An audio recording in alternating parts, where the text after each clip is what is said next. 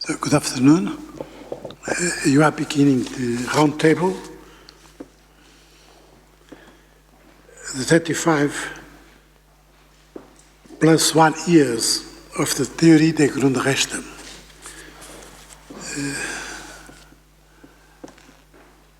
Each speaker will have 20 minutes, and the last speaker will be Professor Alexi, that will speak so long he will. But there will be a little discussion if there is time for it, but I hope there will be. It should be if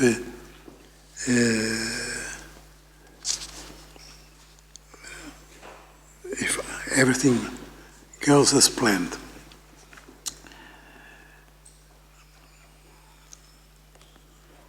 There is a famous German quotation about the duration of legal writing. I memorized it, but I couldn't find it yesterday. So I don't know. I can't say who wrote it. But it's something like that. A word of the legislator and all libraries become waste. Ein Wort des Gesetzgebers und ganze Bibliotheken werden zu Makulator. Dat is the very now. We are now celebrating 35 plus 1 years of the Theorie der Grundrechten. And I bet that 35 years from now, the book will still be read in Germany and in translation all over the world. Compare with Kelsen. The Reinheitslehre, second edition, was published in 1960. 60 years ago, and will certainly be read after 10 years more. But nobody reads today the books that Kelsen wrote about the Austrian Constitution that were never translated before the Second World War, which lost validity, the Constitution lost validity with the Anschluss, the unification of Germany. Note that the Theorie der Grundrechten, differently from the Reinheitslehre, is a book on jurisprudence, in German, legal dogmatics, Rechtsdogmatik, Verfassungsdogmatik, about the German Constitution. And even if the German Grundgesetz has lost, would have lost validity after the unification with East Germany, and we would have now a new German constitution, Alexi's book would still be read, like its translation is read by lawyers with other constitutions. Why? Now, because it is both good jurisprudence and good philosophy. The Reinheitslehre was good philosophy in a broad sense that includes legal theory, but no jurisprudence, no legal writing in the meaning of the quotation.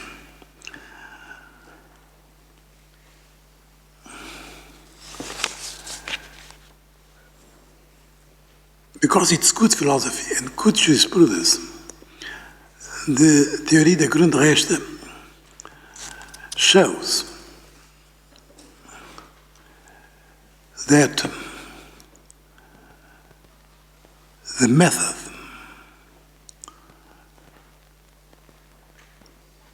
of philosophy is also the method of jurisprudence.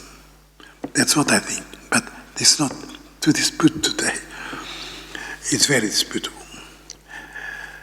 That's why I think it's a marvelous book, and it's why I do like it so much. Now, let's begin with papers we have, and beginning by Martin Borowski. Thank you very much. Thank you very much. I thank the organizers of this splendid conference here for the kind invitation to express some thoughts on Robert Alexi's treatise A Theory of Constitutional Rights, Theorie der Grundrechte, at this round table. This book, originally published in German in 1985, has become famous for reconstructing constitutional rights as principles. In this treatise, he distinguishes between rules and principles and explains the necessary connection between the nature of the norm as a principle and the requirement of proportionality analysis in assessing claims stemming from rights granted by principles. This theory, in short, boasts of enormous explanatory power. It provides for a convincing critical reconstruction of the backbones of the case law of the German Federal Constitutional Court. In the 3.5 years after the publication of his seminal treatise on constitutional rights, Robert Alexi has gone on to develop the reconstruction of balancing further, with his weight formula from 2002 as the most prominent device. The reconstruction of balancing received and continues to receive a great deal of attention, and deservedly so. My main focus today is elsewhere, at least in the first round. It is the analysis of Alexi's reconstruction of constitutional rights as subjective rights. This is an aspect of his theory that deserves, in my view, more attention than it has received to date. To begin with, the phrase subjective right, at least from a German perspective, is a literal translation from German. In traditional German jurisprudence, subjektives Recht refers to a legal position, the holder of which is empowered to enforce this legal position before the courts. The classic debate is whether it embodies a legally protected will or a legally protected interest. Controversies regarding these two positions flared up between Friedrich Karl von Savigny and Rudolf von Jhering, will on one hand, and Bernhard Winscheid, interest on the other. Between John Austin, obviously not in Germany, will, and Jeremy Bentham, interest on the other, and more recently between H.L.A. Hart, will, and Joseph Raz, interest. Attempts at combining both will and interest have been made, but were typically refused as rotten compromises, faule Kompromisse. What is clear is, however, that there is typically the legal competence of the holder of subjective rights to enforce these rights before the courts. Alexi proposes in his treatise from 1985 a general reconstruction of subjective rights that distinguishes 3 levels, namely the level of justifications for subjective rights, the level of the subjective right as a legal position, second level, and finally, the third level, the enforcement of subjective rights.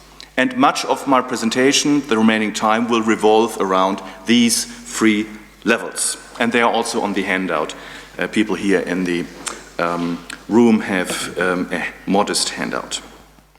This distinction of 3 levels is elucidating, I would argue. In that sense, I tend to agree with Alexi's claim, quote, failure to distinguish these 3 matters, 3 levels, is a major cause of the unending controversy about the concept of subjective rights and above all of the dispute between various versions of the interest and will theories of rights, close quote. Conceiving of the subjective right as a legal position and distinguishing it from its justifications explains the impression that both the interest and the will theory have a point. They are paradigmatic reasons for subjective rights or justifications. There is no need for a simple and hard either-or. What is more, locating the subjective right as a legal position and the enforcement of this right on different levels implies that being judicially enforceable is not an analytical necessity, just as Kelsen, already mentioned by the chairman, would have us believe. Being definitively judicially enforceable is a property that subjective rights may have or have not. Alexei argues explicitly that enforcement is not an analytical necessity. He refers to provisions of positive law that provide for the enforcement of subjective rights. These provisions would be superfluous, he argues, if enforceability of subjective rights was an analytical necessity. This does not, however, strike me as a strong argument, for these provisions of positive law might well be regarded as merely declaratory. To be sure, I agree with his thesis that the existence of a right as a legal position counts as an argument of the legal power of the holder of this position to enforce it, at least in the context of constitutional rights. Even though Alexei's model of three levels of subjective rights takes the debate to a higher level, a closer look reveals that it can hardly provide for a comprehensive reconstruction of the complex phenomenon of subjective rights. Alexei is actually aware of this fact and mentions in the text of the relevant section, the text, aspect of subjective rights that are not explicitly reflected in his general model. To begin with, Alexei admits that a competence or legal power is an integral component of the third level, the level of judicial enforcement. Apart, I hasten to add, from the institutionalization of a court system. There need to be courts, not only the legal power, and a system in reality of law enforcement. But focusing on the competence, the legal power, this is a legal position in itself, and Alexei goes even further, quote, on the third level, this position can also be called a right, close quote. This is to say that there are two legal positions. The legal position on the second level, for example, the right to attend church services as a corollary of religious freedom, the right to attend church services, which can be called the substantive legal position. In the example, a liberty. And second, the legal position on the third level, for example, the judicial enforcement of the right to attend church services, which can be called the ancillary position or right to judicial enforcement, typically a competence or legal power, as mentioned, taken together with a positive right to the institutionalization of a court system and law enforcement. The insight or concession that there is an additional right, the ancillary right on the third level, has repercussions for the first level, the level of justifications. It becomes unclear as to whether the justifications on the first level are justifications only for the second level, the level of substantive legal positions, or also for the third level, the level of judicial enforcement. It seems to me that the aspect of interest points in the direction of, at least I would say, a more direct justification for substantive legal positions, while the aspect of the protection of will refers more to the level of enforcement. That there are these two different legal positions that must be carefully distinguished is underscored by the fact that there are different counter reasons. There are actually two kinds of reasons against the judicially enforceable right to attend church services. Substantive counter reasons suggest that there ought not be a right to attend church services, while reasons against the judicial enforcement suggest that the existing right to attend church services ought not be enforced. If this substantive legal right, second level, does not exist, the question of the ancillary right to the enforcement is meaningless anyway. And the distinction of two kinds of counter-arguments, I would argue, leads to two different kinds of limitations. Limitations of the substantive legal position, substantive limitation, and limitations of the judicial enforcement of the substantive legal position, enforcement limitation. Both kinds of limitations are determined by means of balancing their respective reasons and counter-reasons. I am inclined to think that a model of subjective rights should explicitly reflect the distinction of these two legal positions and two kinds of justifications for these different legal positions. Alexei might be tempted to reply that, first, the justifications on the first level of his model are direct justifications for the substantive position on the second level, and the existence of the substantive legal position on the second level serves in turn as a justification for the judicial enforcement on the third level, so that, third, the justifications on the first level are indirectly justifying the third level. This leads to my last point in this section. Is it actually always true that the existence of a substantive legal position counts as a strong argument on behalf of judicial enforceability of this legal position? My short answer is, in the context of constitutional rights, yes, owing to characteristics of these rights that lay claim to transform human rights as moral rights into the law. The purpose of a liberty recorded in the Constitution suggests that the holder of this liberty is himself, herself, empowered to judicially enforce his own or her own liberty at will. Beyond the context of constitutional rights, this is far less clear. For example, the European Union's market freedoms record judicially enforceable legal positions. The justification of this judicially enforceable position is, however, that this realizes a collective good, the common market, to a higher degree. This is, from the point of view of the holder of the legal position, an extrinsic justification, in contrast to the typical intrinsic justifications of constitutional rights. In this sense, I think the existence and the strength of the justification relation between the second and the third level depends on the kind of justification for the whole subjective right, what it actually is substantively. In his greater reconstruction of constitutional rights, now moving forward, Alexei distinguishes three characteristics of constitutional rights. They are granted by binding norms, they are subjective rights, and they grant prima facie positions. A norm is binding if a court can establish and sanction the violation of this norm.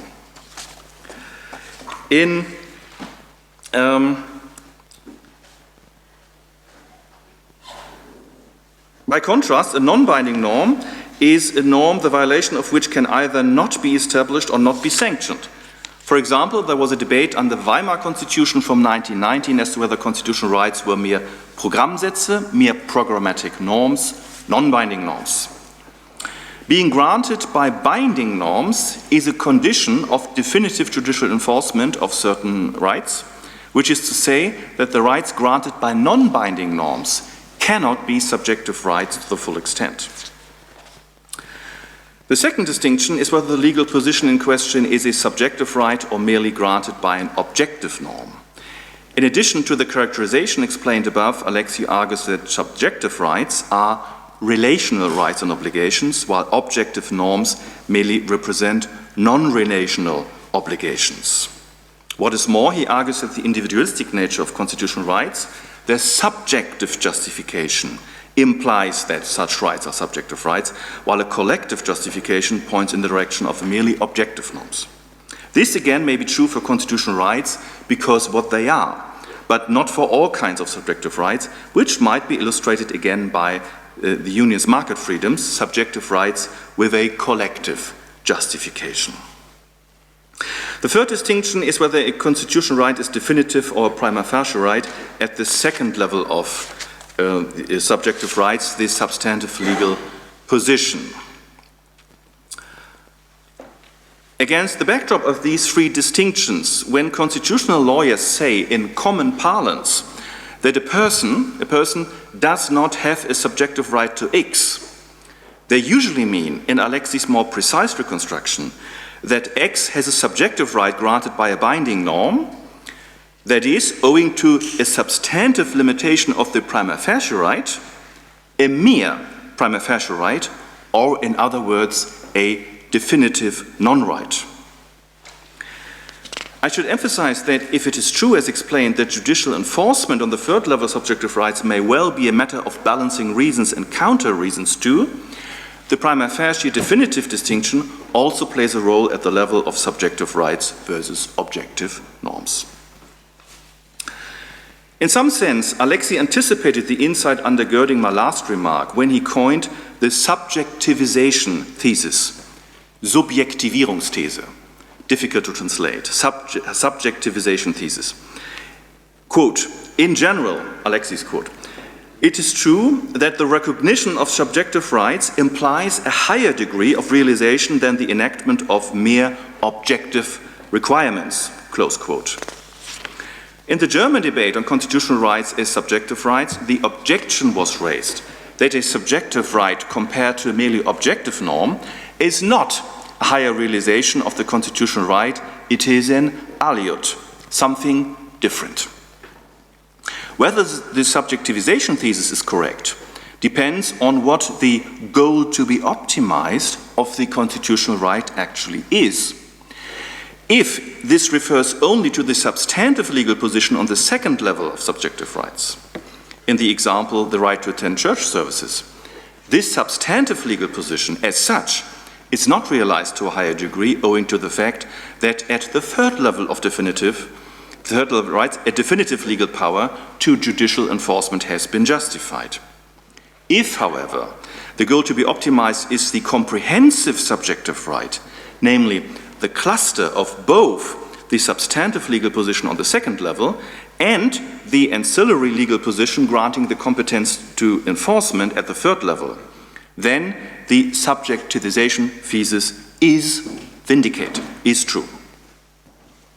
To conclude, the vindication of this subjectivization thesis implies that, first, we need justifications also for the third level of subjective rights, justifications for judicial enforcement of substantive legal positions. And, second, that these justifications exhibit prima facie nature, which makes balancing prima facie reasons against prima facie counter reasons necessary.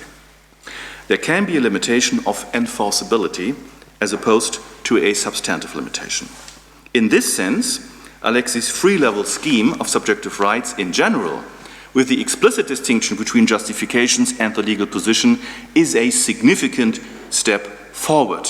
I would argue, however, that it does not explicitly provide for some crucial properties of constitutional rights as subjective rights. Thank you for your kind attention. Thank you.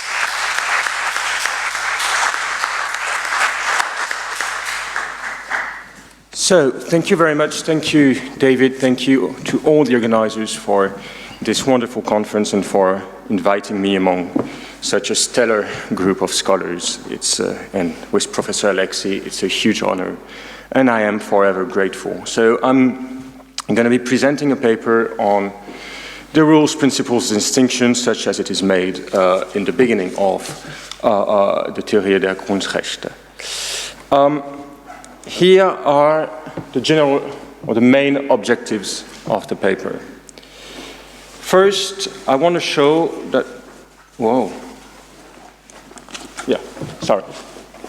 So first, I would like to show that Professor Alexei is right that solving a conflict of principles implies balancing and optimization. I would also like to show that Professor Alexei is right that balancing differs from the usual way of solving normative conflicts.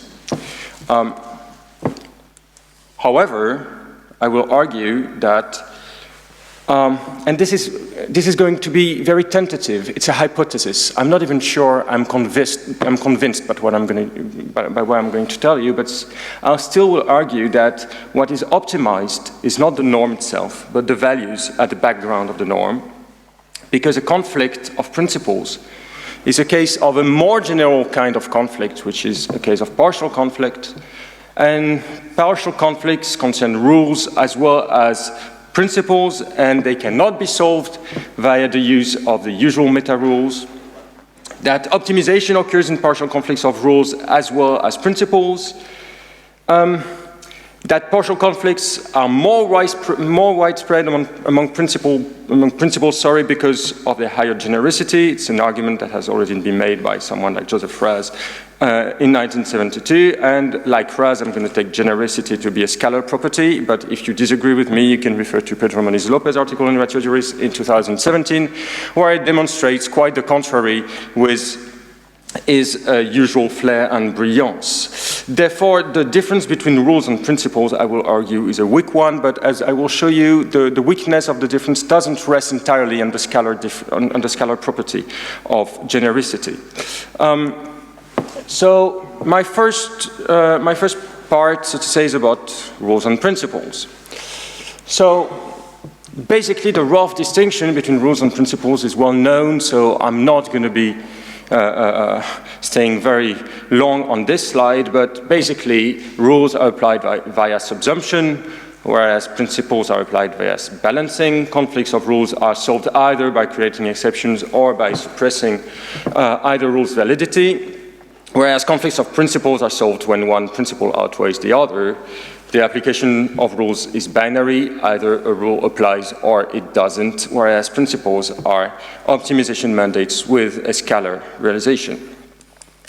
So, as I would like to show, this is a very rough distinction, and actually when you look a bit more in detail into Alexis' distinction or conception of the interplay of rules and principles, the picture is a bit more nuanced. First of all, maybe we should first start by saying that by subsumption, Professor Alexis means subsumption and consecutive divisible deductive inference. For any rule, for every x, if Tx, then it is obligatory that Rx. And any case A, subsuming the case under the rule means basically holding the proposition Ta. Whether it is obligatory or not to Ra is not a matter of subsumption, but a matter of inference from a set of normative and factual premises. The problem, of course, is that subsumption also occurs when applying principles.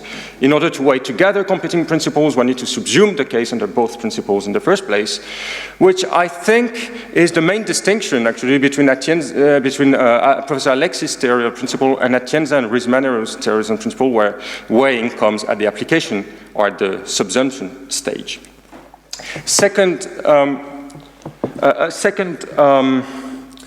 A second point is about what Professor Alexis calls meta-subsumption. Conflicts of norms may be resolved by the use of meta-rules. I'm going to be talking about that a bit more later. But it is possible, he writes in a 2003 article, that it is possible to shift over from subsumption at the first level to balancing at the second level. Whereas conflicts of principles, contrary to rules, can never be solved by meta-subsumption. There's also this idea that I think will be very useful, that rules, especially at the constitutional level, may enact principles, may concretize principles, so to say. They may also be decisions relative to the requirements of competing principles. You want to settle once for all a conflict between principles, so you enact a rule that will strike a balance, if only for the time being. And the last thing I'm going to be talking about, but I'm not going to be talking about much because Professor Moreso is going to be talking about that, is the law of competing principles, the idea that the circumstances under which one principle takes precedence over another constitutes the condition of a rule which has the same legal consequence as the principle taking precedence. So, what about now the interplay of rules and principles? Can a rule R and a principle P conflict? According to common wisdom, yes, it is the case. When the principle takes precedence, an exception to the rule is created. In the same way, it would be between two rules, one of which takes precedence because of lex specialis. And Alexis criticizes Dworkin for failing to understand that rules have a prima facie character. He writes, the exceptions incorporated into rules on the basis of principles are unquantifiable. However, Professor Alexis agrees with Durkheim that when something like that happens, there is no genuine conflict between R and P. The real conflict is between P and another principle, P1, according to which, for instance, rules must be followed. I will call P1 a formal principle. Actually, I won't call P1. Professor Alexis calls P1 a formal principle, whereas P is, ex hypothesis, a substantive principle. And as we can see, Dworkin and Alexis are quite in agreement regarding formal principles. The set, when there is a conflict between a rule and a principle, Dworkin writes that the set of principles calling for the overriding of the established rule are a group of greater weight under the circumstances than the set of principles that call for maintaining the rule as before. Whereas Professor Alexis writes that there are other principles which also need trumping, such as the one that rules passed by an authority have to be followed.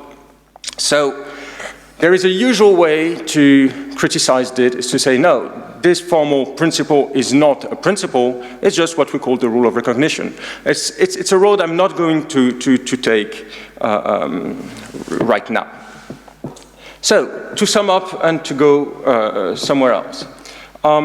Rules cannot be optimized. The application is not scalar, but the principle that rules ought to be applied is optimizable and must from time to time be weighed against other principles, for instance, substantive principles. However, contrary to Dworkin, Professor Alexis claims that the result is that rules are divisible. The application of rules is binary, but whether one should apply rules in the first place is only optimizable because it is a formal principle. So one should do their best to apply rules, but when the formal principle is outweighed by another principle, an exception must be carved into the rule. And what I am going to try to do now is to raise doubts about that picture. So, a few words now about partial conflicts. For any two norms, N1 and N2, whose antecedents are generic cases C1 and C2, the scope of any conflict between N1 and N2 can vary in basically three ways, and that is commonplace since Rawls's theory of justice, on law and justice, sorry. So the first kind is a total conflict. I mean, that's the usual. Vehicles in the park, vehicles are allowed in the park, vehicles are forbidden in the park, or vehicles are obligatory in the park if you're into contraries and not contradictories. Total partial conflict, like vehicles are forbidden in the park but ambulances are allowed in the park, which is a case of inclusion of C2 within C1, and what is going to interest me is what Ross calls partial conflict, what I will call, for simplicity's sake, partial conflict, that if the light is red, one ought to stop one's vehicle, for instance, and if one is driving near a military zone, one ought not to stop one's vehicle, to take a famous example from Jorge Luis Rodriguez that was already invoked yesterday. So, Professor Alexis claims that the resolution of conflicts of rules implies either carving an exception into the rule or declaring one of the two rules invalid. So, actually both are the same thing if and only if one adheres to the idea of the deductive closure of legal systems. If a legal system S is comprised of a set of norms alpha, then S equal the set of logical consequences of alpha. This is a thesis that has been forcefully advanced by Al-Shura and Boulighin, and for a very forceful defense as well, I refer to Ferrer and Ratti on divisibility, and Rodriguez and Navarro on systemic closure of normative systems. So, in this outlook, if you agree the deductive closure of legal systems, recognizing an exception to N1 amounts to invalidating and removing from the legal system N1 prime, where C1 prime is included in C1, so that N1 prime belongs to the logical consequences of alpha. However, there are good reasons to reject the thesis of the deductive closure of legal systems. I cannot discuss these reasons here, but maybe we can talk about it more at coffee break. More generally, I think that the resolution of a normative conflict involves typically the disapplication, either pro tanto, which is called an exception, or in toto of the defeated norm. Meta rules, in that sense, lex posterior, lex superior, lex specialis, are norms of applicability. They have no bearing on the defeated norm's validity, that is, its membership within the legal system. Whether a judge or a law-applying organ more generally has the power to declare a norm invalid, either by declaring it null and void ex tunc or by repealing it ex nunc, is a contingent feature of legal systems. Whereas I would argue that at least some meta-rules are, if not conceptually necessary features, but at least materially necessary features of legal systems, and it will be especially the case for lex posterior and,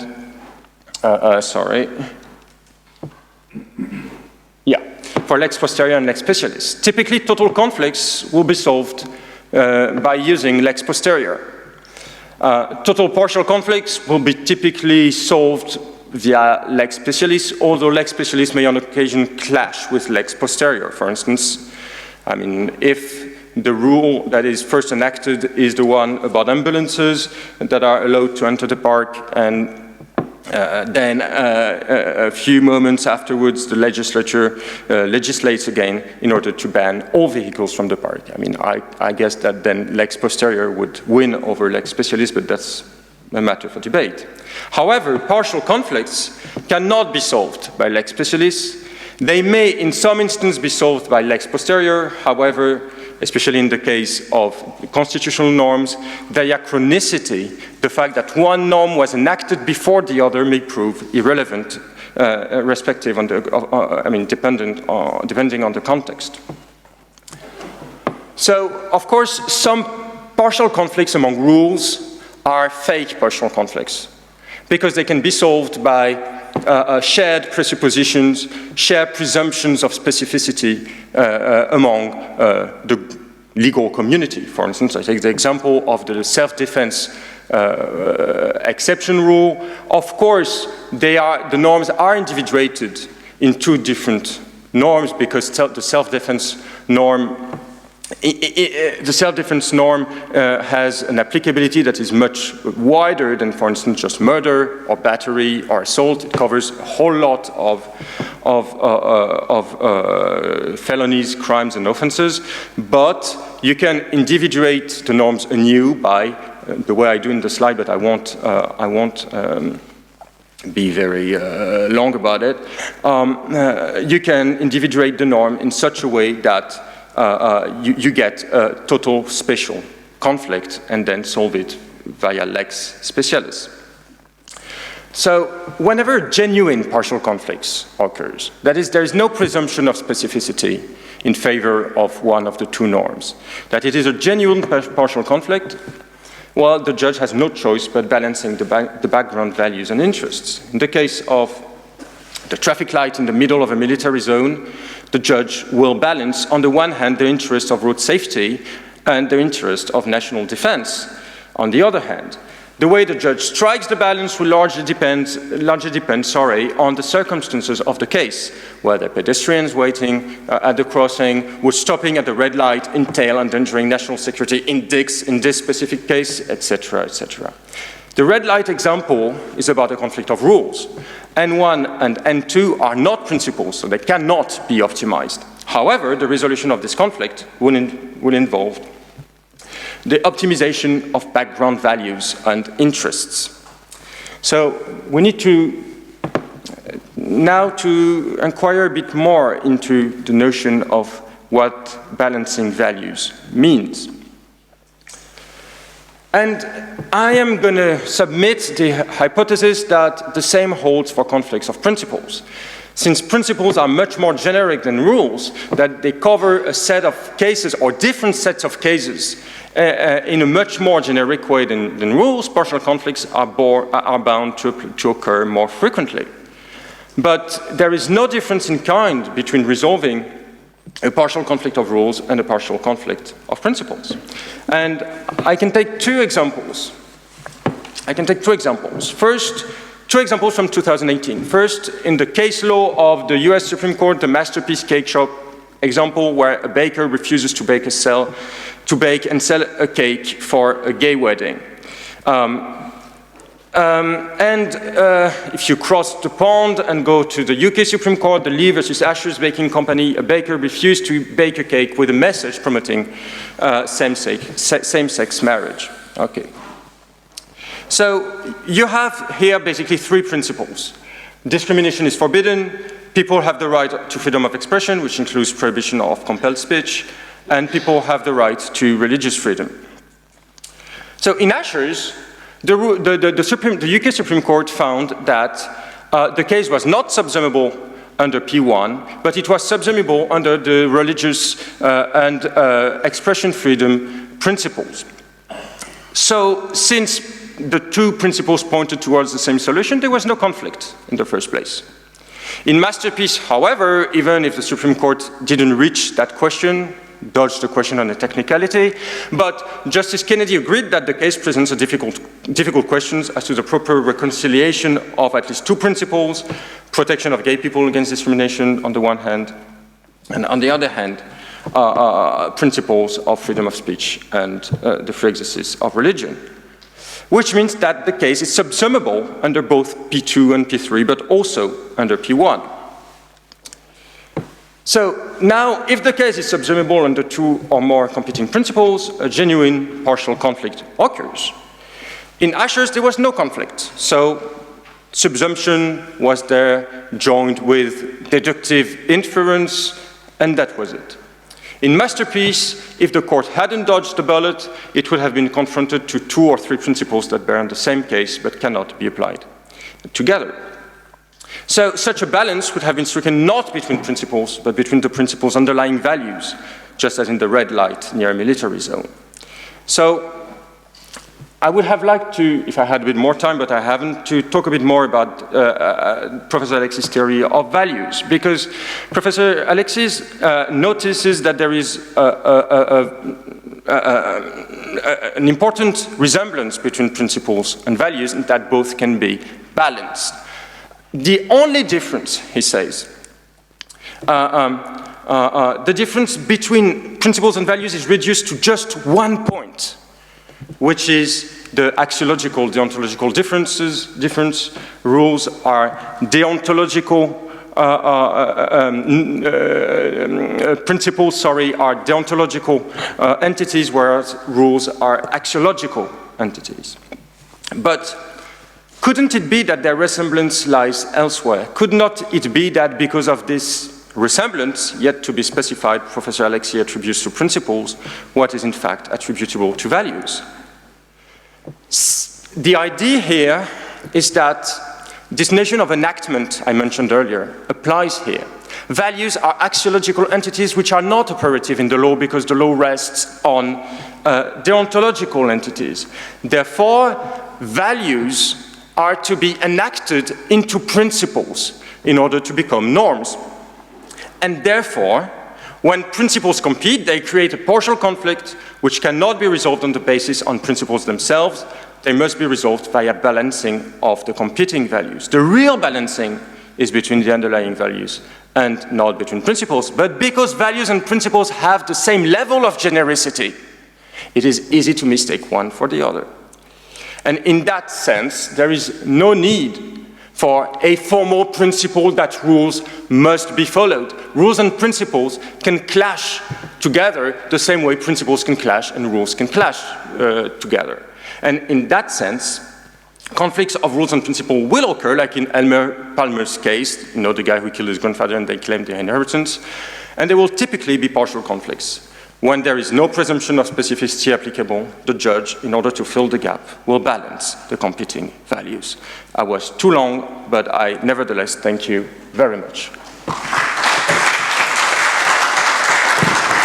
Thank you very much.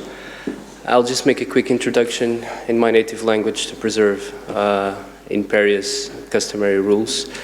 Bem-vindos a todos, a Lisboa. É grande prazer ter-vos connosco e encontramos-nos nos anos subsequentes, como tem sido costume. I will now switch to English in order to make myself understood. Well, it is undoubtedly a great honor to be here, to be able to present some of my ideas regarding Professor Alexi. Powerful explanation of several things. I will just focus on, again, rules and principles. It's hard to speak after Mathieu Carpentier on this topic. I pretty much accept all that he said, with the exception, of course, of a strong distinction between rules and principles. But I would consider myself as adopting a weak version of a strong distinction.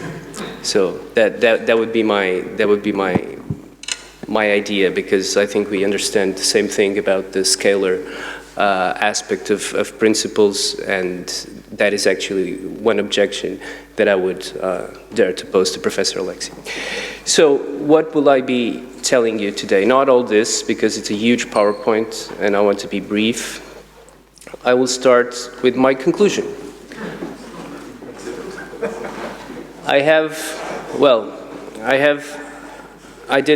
written an article in 2017, the one that was mentioned by Mathieu Carpentier. It was basically an article trying to accepting a large amount of the propositions made by Professor Alexi, trying to fine-tune some aspects that I thought were subject to fine-tuning. I started by saying that, of course, any theory that has a huge explanatory power, such as Professor Alexi's theory, is subject to a great degree of falsifiability as well. So that makes Professor Alexi a paradigm. Therefore, it makes me very comfortable in a situation where I can try to criticize some aspects of it.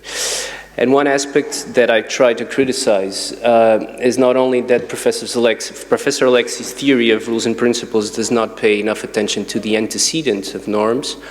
It does not pay enough attention of a feature that is the genericity of hypothetical actions in the antecedent of norms. And it does not take into account different types of the feasibilities, even though both rules and principles are deemed, so far I understand, by Professor Alexi to be defeasible. So I have claimed that the feasibility is a dispositional property used to describe norms as context sensitive, both factually and legally, and that the factual context surrounding the application of a given norm may vary, and the relevant properties of the case may instantiate conflicting norms. Under these standards, rules can never be deemed in the abstract to be definitive commands. No norm by itself can define its own conditions of all things considered application. This has to do with external application and internal application, as you know.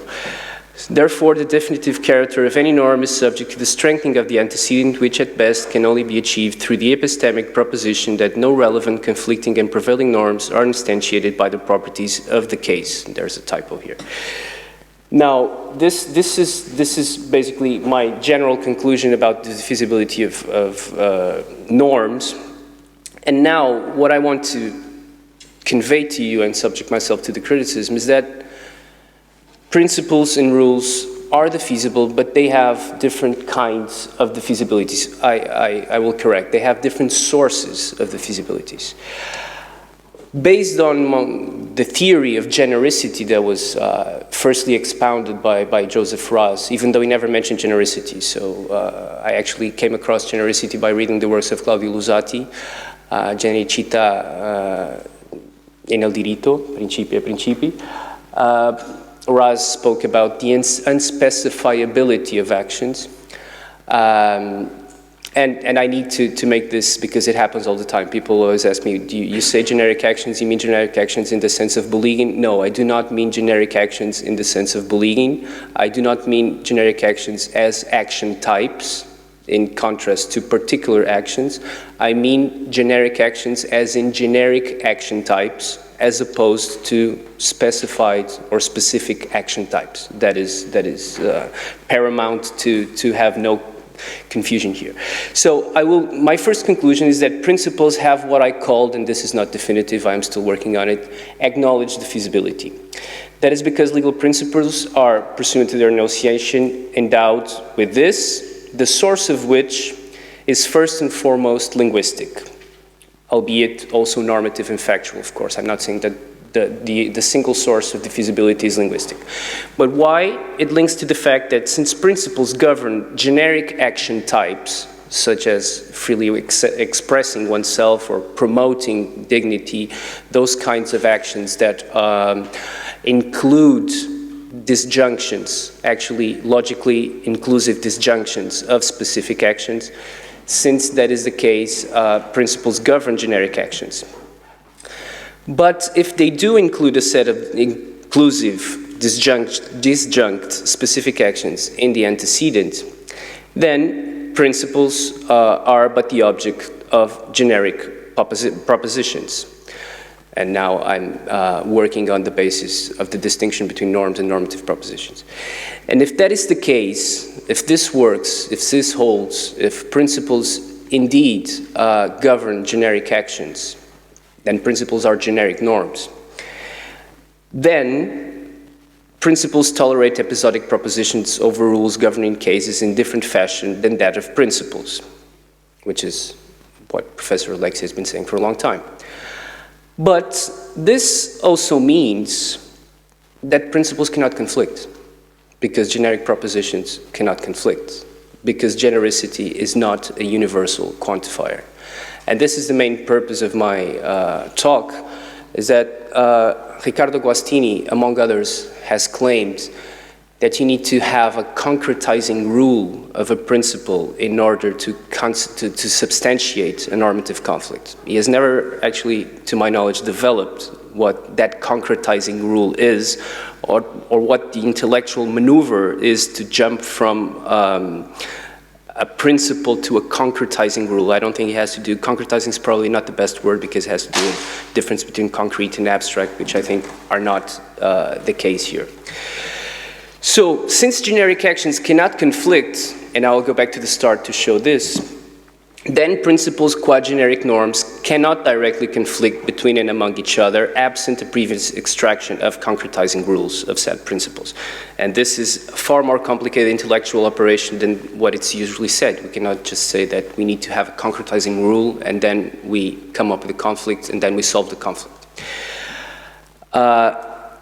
The second conclusion is that unlike principles who have this acknowledged divisibility, the source of which is the mere fact that they are generic and subject of generic propositions, rules, differently, are the object of universal propositions. They deal with universal quantifiers. Principles also deal with universal quantifiers as respect to addressees, but not as respect to actions. That is the core of what I'm saying. Linguistically, rules do not tolerate exceptions. However, by the mere fact that rules are inserted into a legal system, product of human action, that they cannot escape normative conflicts, neither total, neither any of the conflicts that Mathieu Carpentier has told you before. So, if some legal system comprises these rules, we are talking about the same rule over and over again, the one mentioned by Jorge Rodriguez. The feasibility in this case is not the subject, as no source in any linguistic aspect. It's purely normative and factually sourced. And I shall call this, as opposed to acknowledged defeasibility, I shall call this accidental defeasibility. So now to ground my, coming back to the start, yeah, I have a lot of things, as you can see, but I will not deal with them. What is this of genericity? This has been the subject of many linguistic researches, usually led by what is called the generic group, led by Carlson, among others. And logical formalization of generic statements has been a huge deal in linguistics. I can give you just 3 examples of generic statements. Swedish atoll, this is the type of synthetic form of bare plurals. A mammal does not fly, this is a synthetic form of indefinite singulars. and the promise should be kept. This is a synthetic form of definitive singulars. Now, you will note that I have not said all Swedish are tall. I have not used a universal quantifier. I have not said that all mammals do not fly, think of bats, and so on and so forth. So generics are not quantified statements. They do not carry information about how many members of the kind or category have such property. Do note that when we deal with this generic sentence, actually this is not the generic sentence, this generic sentence is legal theorists enjoy wine. This is a generic sentence. When we deal with the formalization of quantified statements such as these four, we are saying, when we say all legal theorists enjoy wine, we are saying that this holds as truth for all x's. When we say that at least one legal theorist enjoys wine, this is an existential quantifier, we're saying that it holds at least for one x. When we say that some legal theorists enjoy wine, we say that this is true for n x's, indeterminate amount, but usually above 0.05 of the universe. And when we say that one legal theorist enjoy wine, we say that it's true for one and only one x. When we say legal theorists enjoy wine, this is a problematic logical formalization because it is a generic statement. Now, I will, you will see that when you compare legal theorists enjoy wine and at least one legal theorist does not enjoy wine, this is not contradictory. So, exception is tolerated by the generic statement of legal theorists enjoy wine. And the sentence, legal theorists enjoy wine, is somehow more forgiving, to use this expression, than all legal theorists enjoy wine, since it is compatible with the existence of a few legal theorists who actually, go figure, do not enjoy wine. This has been the standard thinking when it comes to generics. This forgiveness, the fact that generics do not equate a weak or modified universal quantifier when we adopt a quantifier regarding a certain object and we use a generic statement, we are not using a weakened or modified quantifier of all, almost all, the majority of, or most, because generics is it's not a quantifier, actually. What we are dealing with is actually generics by normalcy, by default, including the adverb of quantification usually, although this adverb does not hold for all sentences. I will not bother you to do this. We can talk on the coffee break if you wish to. I will now jump to the relation between genericity and legal propositions. So rules, principles, and alexi, we go again. I have claimed in 2017 that genericity is the key term for logically distinguishing between rules and principles, a claim made but never substantiated by Dworkin in 1978. I base myself on the works of Joseph Raz, among others. As opposed to Joseph Raz, I understand that we cannot have a purely weakened distinction between rules and principles just because it proves too much, because we would have a quantified or based on quantity distinction regarding everything. For instance, nowadays it has been said that conscience is also matter, so that is kind of the last resort, conscience and matter, the last resort of intrinsic, strong distinction. If that proves not to be the case, then any distinction is weakened, and I would not be saying anything. So that is the reason why I adopt the strong distinctions, because I have no option. Otherwise, I would just say that it's a matter of degree. Everything's a matter of degree. Now, taking into account what is also kind of standard, which is the structure of norms, of legal norms, I want to point your attention to the antecedent. Of course, forget about the deontic operator and the norm consequent and all the conflicts. I want to point your attention to the norm antecedent and what is said as IB, hypothetical actions. When it comes to principles, as opposed to when it comes to rules, Hypothetical actions are generic. So generic actions such as expressing oneself and promoting oneself logically means the same as an inclusive disjunction between specific actions covered by the generic action at stake. Forget about the addressees, because the addressees is the same thing, universal quantifier in principles, universal quantifier in rules. Forget about the hypothetical state of affairs, because it's also the same thing in rules and principles. The difference is the genericity of the hypothetical action. I have tried to show this as well. For instance, when we come across a rule, when you come across a rule that says smoking is forbidden, this means that for all x's, if there is an opportunity to smoke, then forbidden smoke ought to be. It doesn't matter if you're smoking a cigarette, a cigar, a pipe, or whatever. Smoking is always smoking because it's a specific action, it's a basic action. But when you come across a principle, the statement of which is citizens are entitled to free speech, this conveys a norm, the structure of which is for all x's, if there is an opportunity to freely express oneself, so the hypothetical action is a generic one, then permitted expression ought to be. And if we state a proposition on this, this is a generic proposition. So I find no distinction if I switch into discorso prescriptivo instead of descriptive speech. You have the same thing. Everything of genericity holds in prescriptive speech. So this generic action, basically, as I said, freely expressing oneself entails singing a political song, burning a flag, painting a graffiti, or any kind of specific action covered by the generic action, freely express oneself. Why the inclusive disjunction?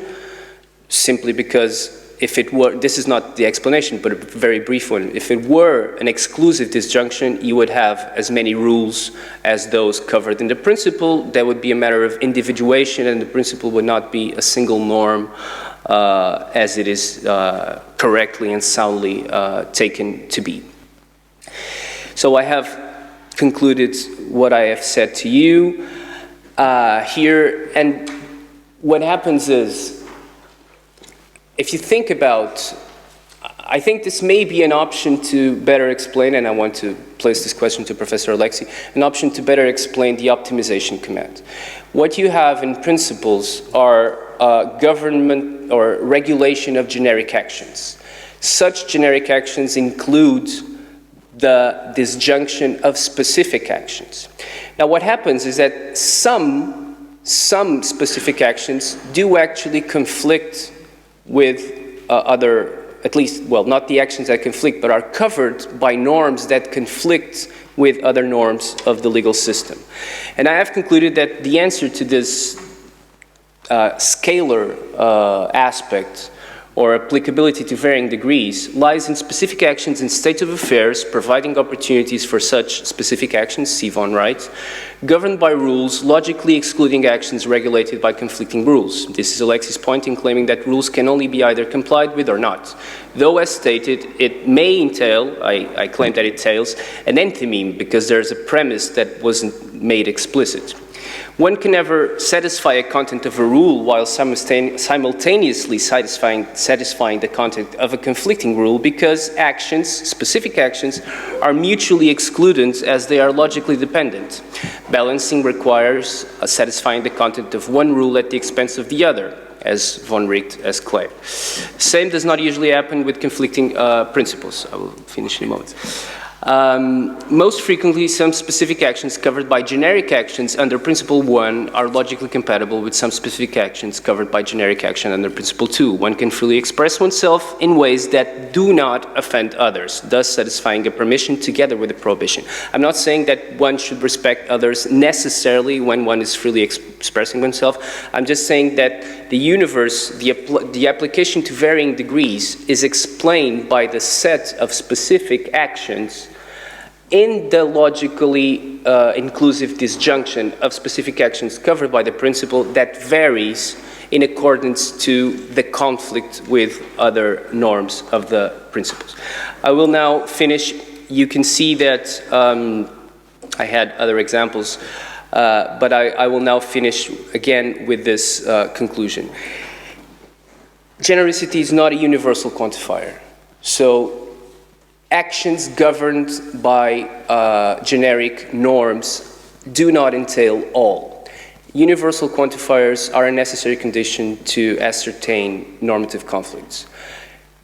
This means that principles directly do not compete or do not conflict among themselves, logically. It's a logical claim. In order to assess this conflict, you need to do what Guastini claims to be a concretizing rule. I think that's not a concretizing rule, that is changing from any or a certain amount of generic assessment to all, to a universal quantifier. And that's a leap that has not been explained, and it will not be explained by myself here, but that I very much look forward to having your opinions on. Thank you very much.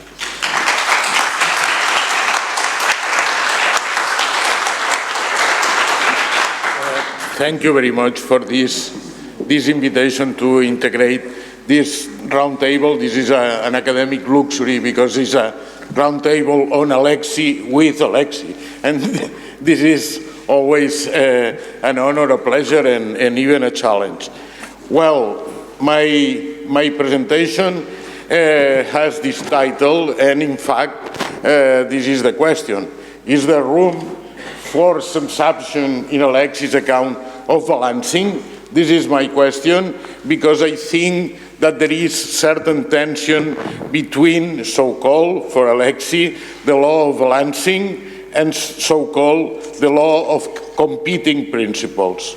Well, in fact, I think is unnecessary that I remember here that Robert Alexi ideas on balancing are widely known. His account of weighing of constitutional principles have been and continue to be the most articulate and suggestive conception put forward in constitutional theory on the conflict of rights. And there are a lot of summarizations, abstractions, abstracts of the point of view of Alexi. This is one elegant presentation, but perhaps in order to say in another way, I can repeat here a nice formula of Bernard Schling, who wrote in some moment, in short, enough is enough and more is too much.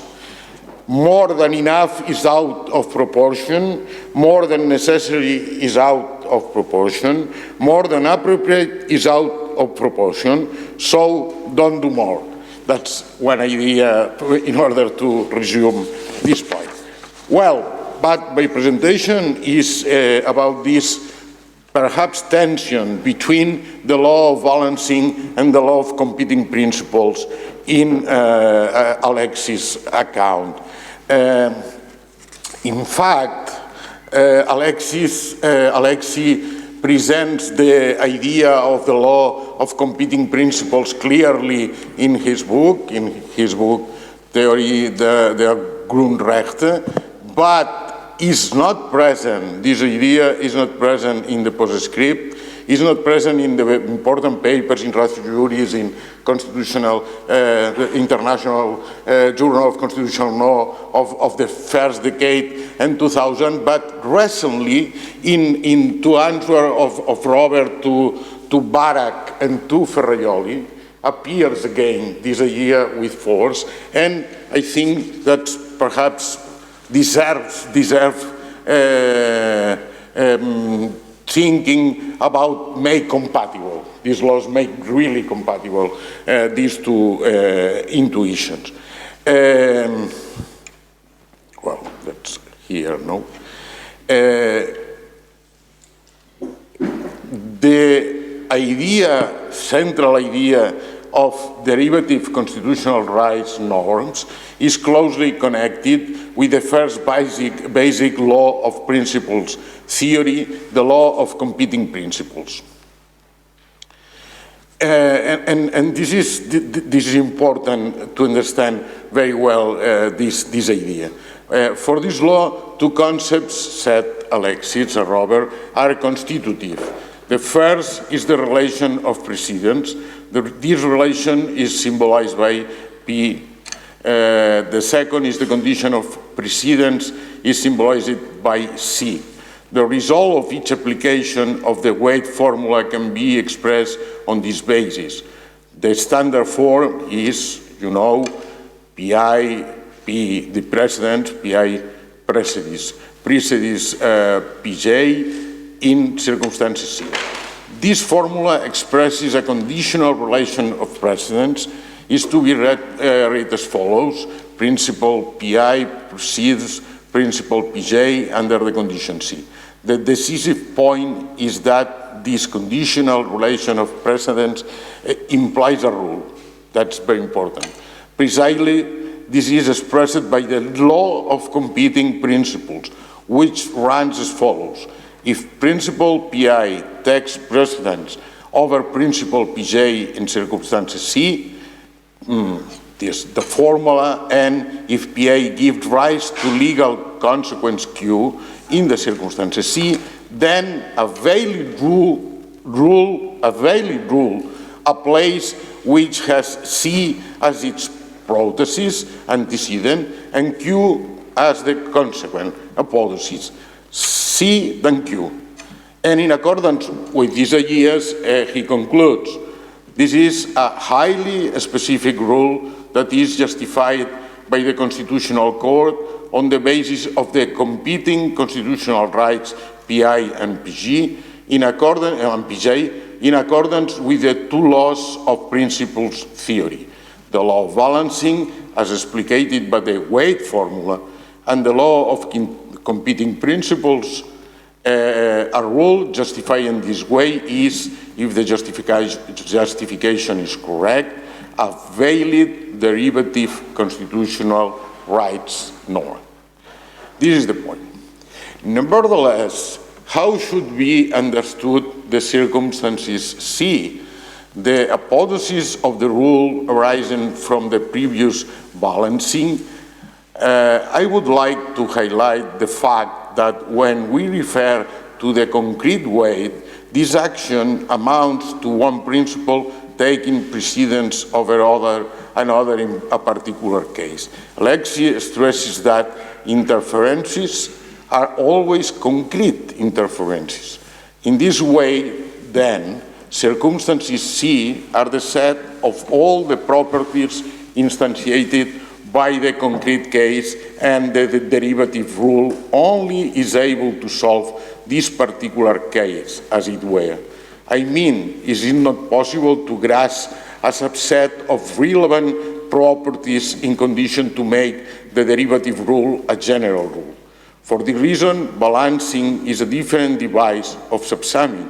Subsumming presupposes generality, presupposes that we can identify certain relevant general properties that conjunctively can solve the case. In this sense, balancing is a particularistic operation and ad hoc operation. And, well, I think for make compatible, or for trying to make compatible these two laws, the law of balancing and the law of competing principles, perhaps it's important to distinguish between the stringency of principles and the scope of principles. In the case, for instance, of one paper of Schaffer-Landau. Schaffer-Landau said, when our rights appear to conflict with other moral considerations, including other rights, we may solve the tension by reducing either the scope of the right or its stringency. I have argued that the best resolution of such cases is to retain maximal stringency while reducing the scope through the addition of executive clauses. And in fact, this is my position also. The position of Professor Alexi, the proportionalist position, in my view, is the position that decides to reduce the stringency of the principle in this case and always preserve the scope. This is even the position of Robert Alexi against answering Aaron Barak. Well, we could understand this idea, this distinction with a case, with a legal case. The case of a professor of legal philosophy, now for our Italian colleagues, I'm sure, the case Lombardi-Valauri. An Italian professor of philosophy of law at the University of Florence, Professor Luigi Lombardi-Valauri, has been teaching this subject also in the Faculty of Law at the Università Cattolica del Sacro Cuore in Milan since 1976 on the basis of contracts renewed on an annual basis. When the competition for this year academic was called, Professor Lombardi-Valauri applied again. The Congregation for Catholic Education, an institution of the Holy See, sent a letter to the president of the university informing that some of the ideas of Professor Lombardi-Valauri were in clear opposition of the Catholic doctrine, and that in the interest of truth and of the well-being of students and of the university. The application of Professor Lombardi-Valauri should not be accepted. In October 1998, few days after, the university president communicated to the dean of the Faculty of Law the position of the congregation. At the beginning of November, the faculty board, in accordance with the Vatican's position, decided to ignore Lombardi-Valauri's application, given that one of the conditions for admission to the competition had not been met, namely the approval of the Congregation for Catholic Education. It seems that some of the applicants' opinions about some dogmas of the Catholic Church were considered heretic, particularly his assertion that hell represented a form of cruel, inhuman, and degrading punishment, and this was unacceptable by standards of law characteristic of civilized countries. However, the university authorities never expressed the reasons to Professor Lombardi-Valauri. The further application of Professor Lombardi-Valauri to the regional administrative court and to the Consiglio di Stato were dismissed. The main argument was that the concordat between the Holy See and the Italian Republic required the previous approval of the Holy See for the appointments of lecturers at Catholic universities, and moreover, an important decision of the Italian Constitutional Court had ruled that this mechanism of previous approval was compatible with the Italian Constitution, which guarantees both freedom of instruction and freedom of religion. Professor Lombardi-Valauri appealed to the European Court of Human Rights. In 2009, the court decided that the interference with the freedom of expression in this case was not justified. The lack of justification arose from the omission of the explanation of how the applicant's view, allegedly contrary to the Catholic doctrine, had affected the university's interest. Because of this, the faculty board had not given adequate reasons for ignoring the new application after 20 years of uninterrupted renewals of Professor Lombardi-Valauri. The court considered that in omitting to explain how the applicant's views, which supposedly ran counter to the Catholic doctrine, were liable to affect the university interest, the faculty board had not given adequate reasons for its decision. It's true that the Italian law authorized the requirement of previous approval as a legitimate way of protecting rights of others and the protection of the freedom of instruction in accordance with the religious convictions of the institution.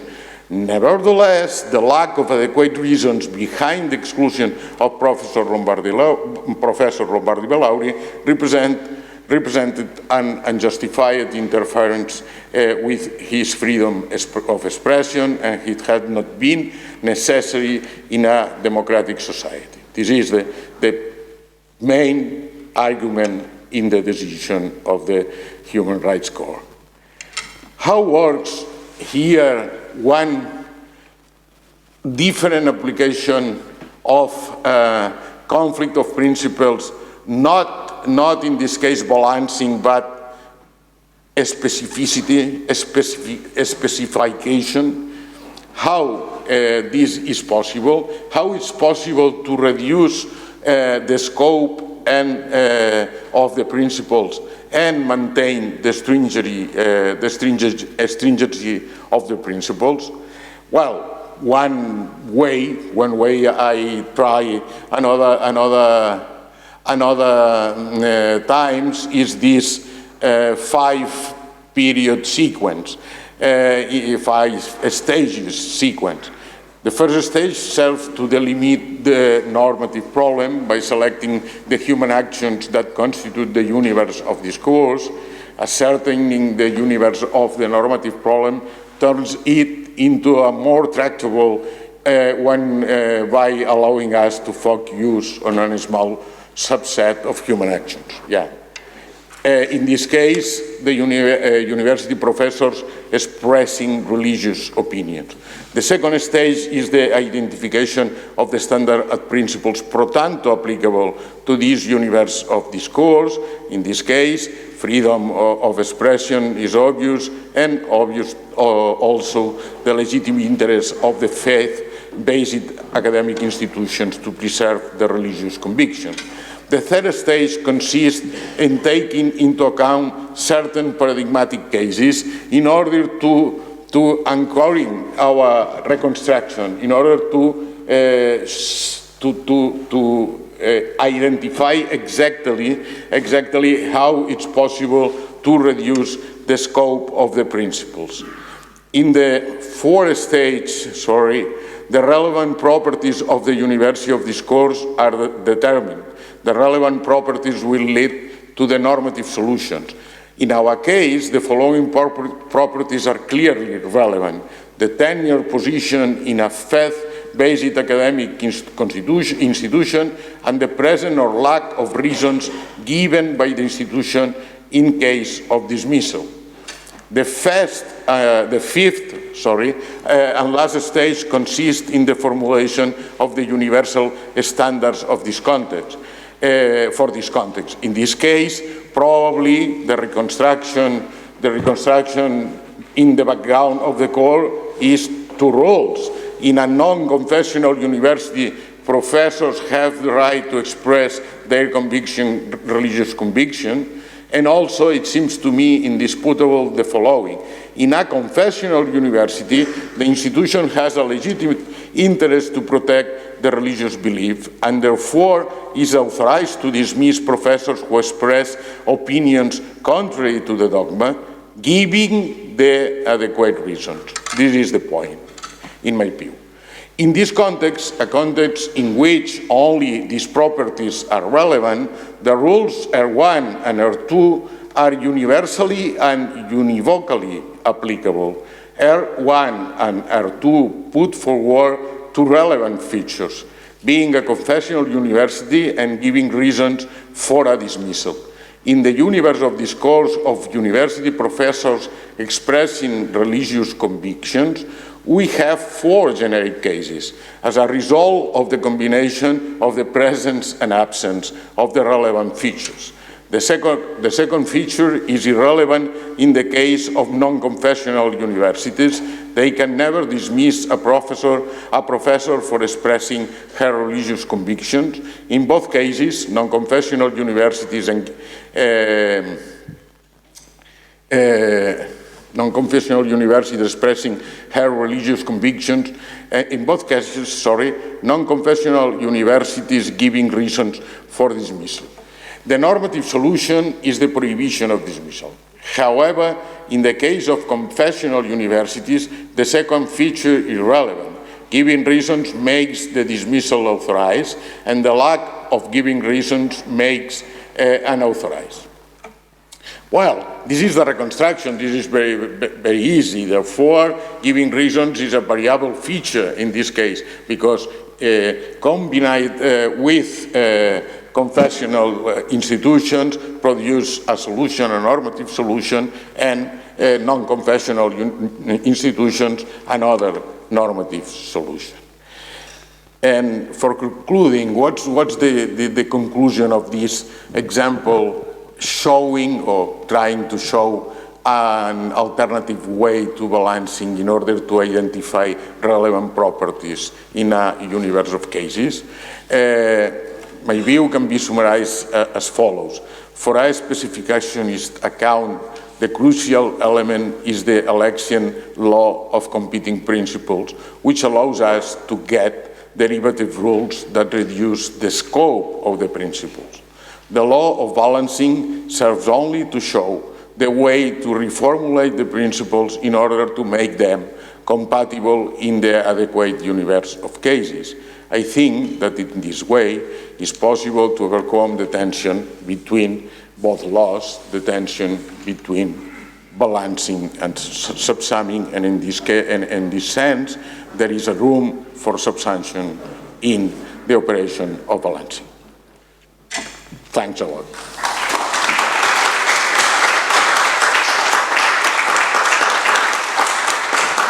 Good afternoon, everyone, and I'm really honored to be here. I'm really thankful to the organizers for the kind invitations and for all the nice arrangements in this conference.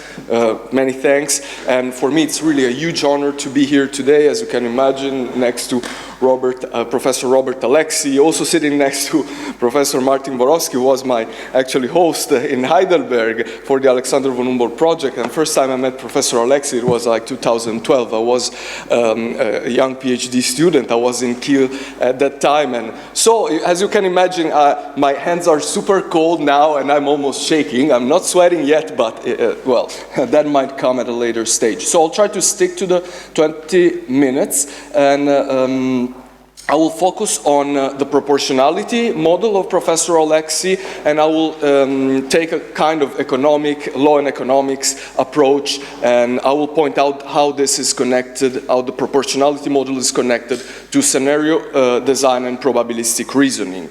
So, first of all, the economics of balancing. As conceived by Robert Alexi, the proportionality judgment is underpinned by several principles that, strictly speaking, belong to economic analysis somehow. First, the definition of principles as optimization requirement. Second, the endorsement of Pareto efficiency. Third, the definition of the law of balancing in terms of indifference curves and diminishing marginal utility. Then there is also a quantitative approach to epistemic, the so-called epistemic discretion, and there is a cardinal approach, the weight formula, not only an ordinal approach, but a cardinal approach to that. Not all of this is new. In his seminal work, Giovanni Tuzze pointed out a few of this. So I would like to have added a few, some fuel to the fire, and also I would like to invite attentions to other two implicit elements of economic analysis that have been generally overshadowed in the current debate, and the two elements are the following. First, the pervasive use of what economists and data scientists call scenario analysis and counterfactual reasoning, two forms of impact evaluation / risk management that are actually presupposed by the model of proportionality, and the assumption that judicial decision-making is probabilistic in a way and involves choice over lotteries. I'm using this as a technical term, of course. I will return to this point throughout my presentation. So, although Professor Alexi is not avowedly committed to law and economics, strictly speaking, his normative model for proportionality has strong economic connotation, as incorporates several principles of economic analysis. For instance, and here I'm presupposing a basic knowledge of Professor Alexi model. I know that you all know it better than me. So, a measure M is disproportionate when its social costs are not proportionally higher than its benefits, and then legal principles principles, the object of balancing, are defined as optimization requirement. As I was suggesting before, principles are, and I quote, norms which require the greatest possible realization of something relative to what is factually and legally possible. Conflicts between principles, and I quote again, are to be resolved by determination of a conditional relation of precedence according to a cardinal ranking, end of quote. And I would like to invite attention to this. Striking a balance between competing principles can be described in terms of marginal rate of substitution and mapped through indifference curve. And there you have the quotation. The law of balancing is to be understood as a rule requiring the determination of correct indifference curve, which are explained like in terms of diminishing marginal utility. I would not touch another point that was already explored by Professor Martin Borowski and also to a certain extent by Professor Giovanni Tuzet, the possibility of using Kaldor-Hicks maybe as an alternative to Pareto optimum. This is not the object of today's talk. What I want to point out is that I'm not entirely sure, as a student, to have understood correctly the functioning of indifference curve within the model. The point of the balancing operation is to identify Pareto efficiency. A state of affairs is Pareto efficient if and only if there is a condition of equilibrium where no alternative state of affairs would make any individual or preference criterion better off without making at least another individual or preference criterion worse off. The allocation is not Pareto dominated, there is no Pareto improvement, namely there is no possibility of a transition from the state of the word alpha to a state of the word beta that might be strictly preferred by some agents. So these are the definitions taken by Acemoglu, like really standard definition, but the idea is simply you cannot make, when you have a Pareto efficient situation, nobody can be better off without making somebody worse off. So it's not about redistribution. We're not talking about redistribution in Pareto optimum. Why? Well, because in order to make, let's say, a starving child better off in Africa, you have to make some rich guy here, maybe in the Western world, a little worse off. So, but now coming to the indifference curve, I'm not entirely sure to have understood, as I was mentioning, how they work, because normally, and this is exactly where the name comes from, the indifference curve maps, and you can see one there, maps the preference of a consumer, actually the indifference preference of a consumer. So take clothing and food. I'm a consumer, and for me, let's say that the point A, 12 units of clothing and 1 of food are equally satisfying, as B, 2 units of clothing and 6 units of clothing and 2 units of food and so forth. I'm indifferent as a consumer to each point. A, B, C, D, I, C are indifferent. So if I want to apply this to a balancing operation, I don't know how this might guide me. That was my first point. Well, it's just indifferent. I mean, put instead of clothing and food, freedom of expression and security. Then the judge is indifferent with any of the combinations mapped by this curve. So that might not be the right understanding, like indifference curve that like constrain the judge in balancing operation, of course. If I get into, if I add budget constraint, that is like the slope that you see there, the huge line, maybe I have some budget constraint.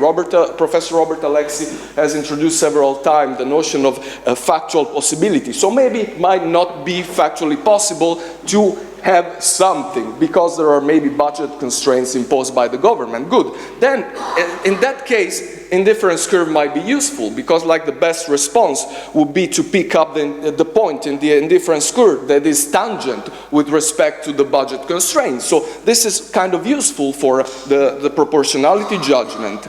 Increasing utility, again, what I think that is if my understanding of Robert Alexi's theory is correct, I mean, the reason why I would like to I would use indifference curve is actually to use them as a tool for mapping the contract curve. That is like the point, well, the intersections of the indifference curve of more than one subject or plural subject, and these are like the Pareto efficiency points. So these are mapped by the contract curve, for instance.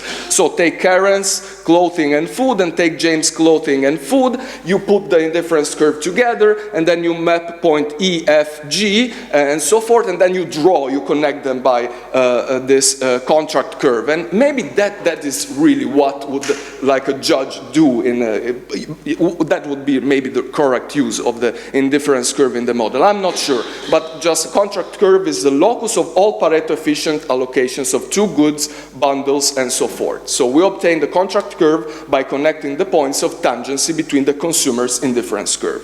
And what you saw actually is the Edgeworth box that was used with, in this case, consumers' indifference curve, not with ISOC ones.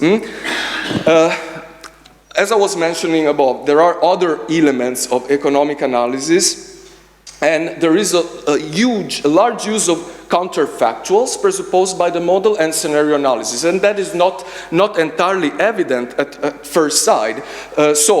Take the necessity test, and this is my focus. Two measures, M1 and M2, can be both rational means to a certain end, so they pass the first step, the rationality part, but P1 can be satisfied to a greater extent by choosing M1 over M2 without costing P2 anything. So the optimization of P1 and P2 prohibits the adoption of M2. This is taken obviously from Robert Alexis' book. So I quote, "The existence of a less intensively interfering and equitable, suitable means makes it the case that one position can be improved at no cost of the other." Okay? So this is a requirement of the necessity test, but this involves counterfactual reasoning or scenario analysis. I will return to this in a second.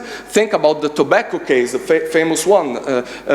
You have like the possibility of introducing restriction that is like mere advertisement, smoking kills and this sort of things, or you might introduce like shocking image or even a total ban on tobacco, okay? These are several measures, and I have actually to test whether with respect to a certain principle, let's say mere advertisement is equally efficacious with respect to shocking images, but then it's less intrusive. Then I will prefer that one. But this involves counterfactual reasoning and scenario analysis. Why? I have to compare the impact of M1, the object of judicial review, that was like a past measure endorsed, with the possible or counterfactual measure M2, and I must then imagine a possible of alternative word or alternative scenario, if you don't like to commit to the existence of possible word or to the epistemic of possible words or with the semantics of possible word with M2, and calculate the impact of M2 and then compare it with the actual expected impact of M1. Okay, so this is overshadowed, but it's there. If you apply proportionality tests and at the necessity step you get into counterfactual reasoning or scenario reasoning. By counterfactual, actually, I mean a conditional statement that maps a hypothetical causal relation between two states of affair. If P had not occurred, Q would have occurred, or if P had occurred, then Q would have occurred. For instance, if Angela Merkel had not been elected president, the Germany's economy would be worse off. This is clearly counterfactual scenario. The antecedents of the conditional specifies the counterfactual alternative. The consequence is the event which is predicted based on the causes stated in the antecedent. So it's not just about the past, it's not about just one thing that happened, it's all the possibility that were not satisfied. And there you have a nice quote by Fernando Pessoa: "My past is what I failed to be." It's not just what I was, but all the possibility that they were not taken. So this bears some resemblance with scenario analysis that is more future-looking or onward-looking. It's not backward-looking like counterfactuals, okay? A hypothetical way of in which the future might unfold. This is what is normally understood by scenario, by scenario in economics. Designing possible scenario is essential for risk management in decision-making and governments. If P occurs, what would have happened? If let's say, if Freie Demokratische Partei win the next election, what will happen to German national economy? That involves a little bit of design, complicated reasoning, and both have similar similarities because they're both but what if. And they are accessed through probability, even if it's intuitive. You assign probability to get access to this possible scenario or possible words. So there is a little bit of probability there, and there is more probability if you turn to the variable R of the weight formula. The decision maker quantifies the probability of the factual premises and uses like these three values, certain, plausible, not evidently false, 1, 1/2, and 1/4. We all know this. So therefore, the decision maker decision expresses a preference not on states of affair, actually, because then these values are multiplied by the other two values. So basically, what he expressed like is a preference on principles, ranking on principle based on states of affairs and perception that are connected to probabilities. They are filtered by probabilities. This is what Alexis describes in terms of epistemic discretion of the decision maker in assessing the probability of the factual premises can actually be translated in the economic terms of a stochastic model of decision making associated to random variables. This is what statistics is about.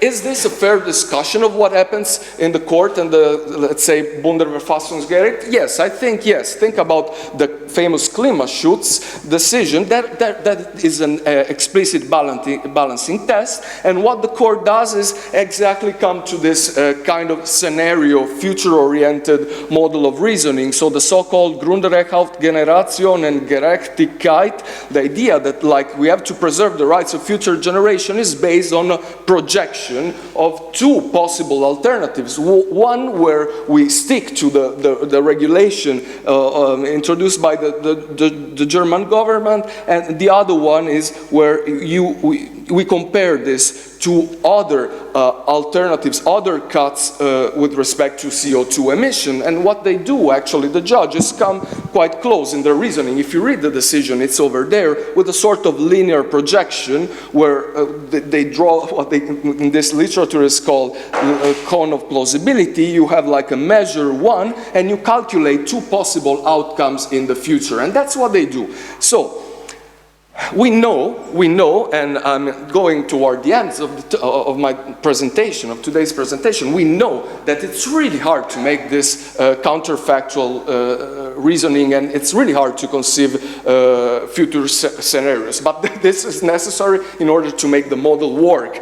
What is the main problem? The main problem is the presence of prejudice, biases, and noises. I'm here referring, of course, to the literature, Kahneman and Tversky, and recently Kahneman and Sunstein, and Kahneman himself. So the decision maker, judges, even the judges of the Bundesverfassungsgericht, they make a lot of mistakes and miscalculation. They might take non-correlated variables for correlated one. They might get involved into desirability bias, like forecast or privilege the forecast that satisfies you better, or confirmation biases, and so forth.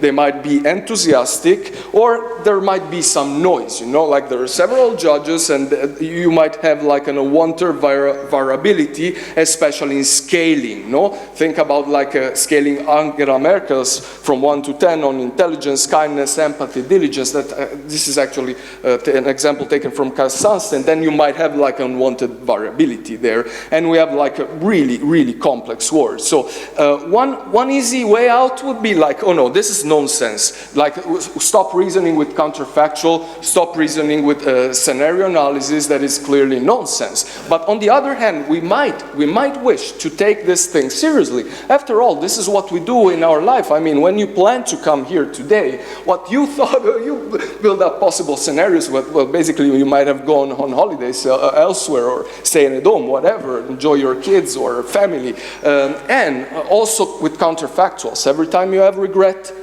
that is based on counterfactuals. So basic emotions are based on that. So when you feel regret, you imagine a possible scenario where things went the other way around. So, and also when you take decision, when you learn from your past mistake, you use your counterfactual reasoning. So we might decide to save this form of reasoning, but then I think we might need some principles for rational counterfactual reasoning construction and rational scenarios building, and not all these principles, according to my view, are contained within the theory of discourse that should be like the main backup for the proportionality judgment. So I have some of them, like consistency preserving. Yeah, I have that in the model.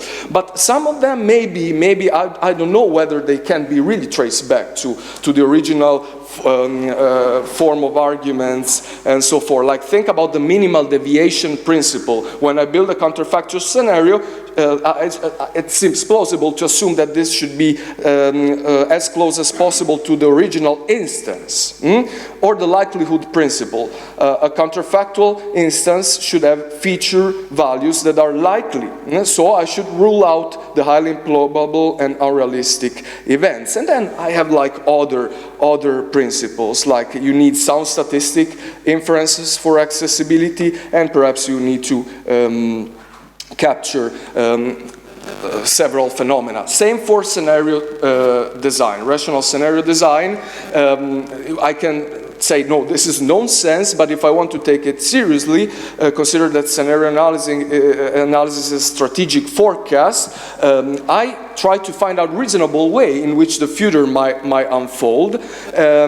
Actually, this method is used by financial institutions, economists, policymakers to make forecasts on possible developments of the market, rapid growth, moderate growth, so forth, on financial market returns, bank exposure, and it's kind of a fruitful tool of analysis. But again, since scenario realistic sequences of possible states of the world, including information about events, stakeholders, individuals, location, action, and consequence, I might need several principles for building a plausible counterfactual scenario. And I think I have 1 minute more. So scenario are realistic sequences. It's complex reasoning, so I need to turn to very complex inferences to get a scenario, and there is a probabilistic reasoning involved there, also there, that starts from an initial set of raw, that is unprocessed data. So the basic structure is the determination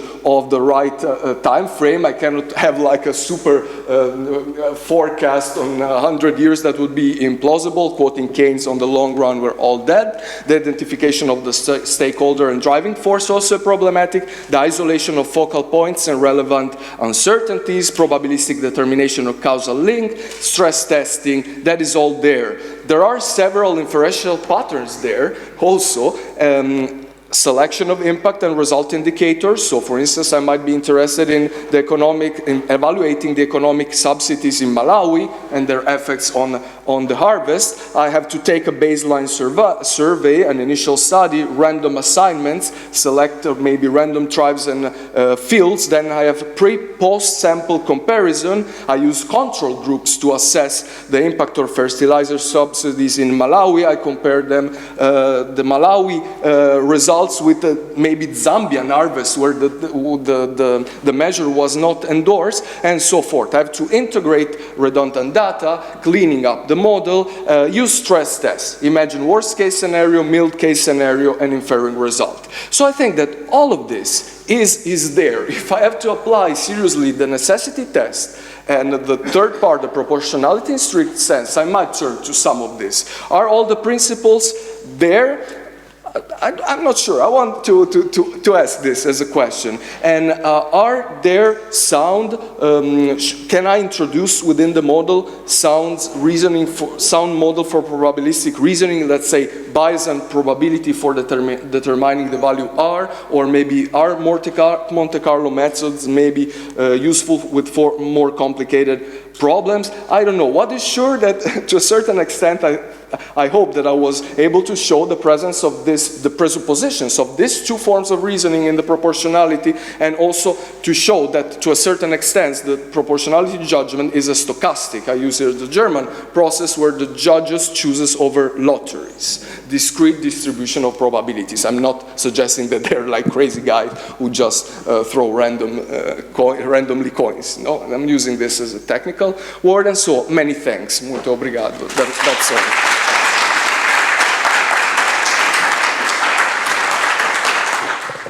It is a great pleasure for me to present a short paper to you with the title, Some Reflections about the Theory of Constitutional Rights after more than 35 years. And I can tell you, I had not time enough to write this in English all. Great parts are in German, but I read it in English. Therefore, I can make one or another mistake in my English. The theory of constitutional rights first time was published in 1985. Many of it I still adhere to. To this belongs, especially, in spite of many objections, the distinction of rules and principles. We have heard about this today. And another important point, the wide scope theory of constitutional rights. The general right to freedom, for instance, that is a permanent dispute between me and Dieter Grimm. He want to have a narrow theory of the right, Article 2.1 to freedom, and I want a broad theory of the general right to freedom. But now comes my point. In a number of points, there exist further developments. If my theory would not have these further development, my theory would not be a scientific theory. Three further developments are of specific importance. Analytical further development, a philosophical further development, and a methodological further development.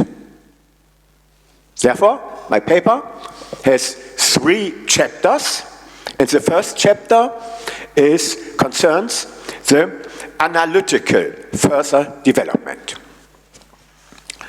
The analytical further development concerns the balancing in the framework of proportionality test.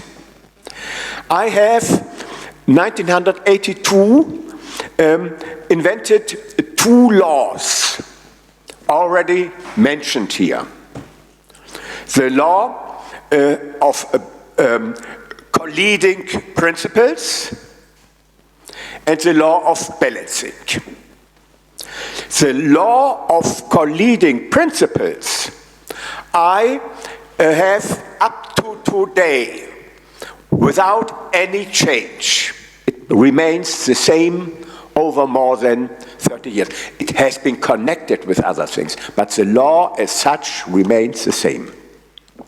The law of balancing, in my theory, has only 2 laws. It is important for a scientific theory to have not too many laws, not too many concepts, to make the theory as simple as possible. The law of balancing, my second law, I have, in contrast to this, transformed into the weight formula. The weight formula is the most important element in the further development of my theory of constitutional rights. The law of balancing in the old version runs as follows. The higher the degree of not fulfillment or interference with one principle, the greater must be the importance of fulfilling the other one. End of the quotation.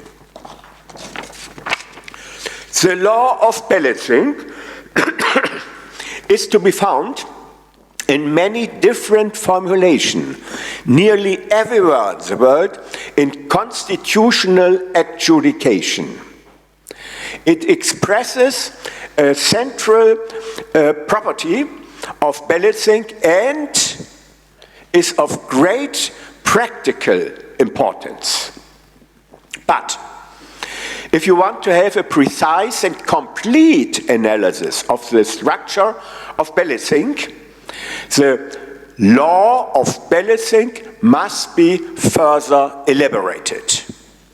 That's important. Only further elaborated. I do not introduce now a third law.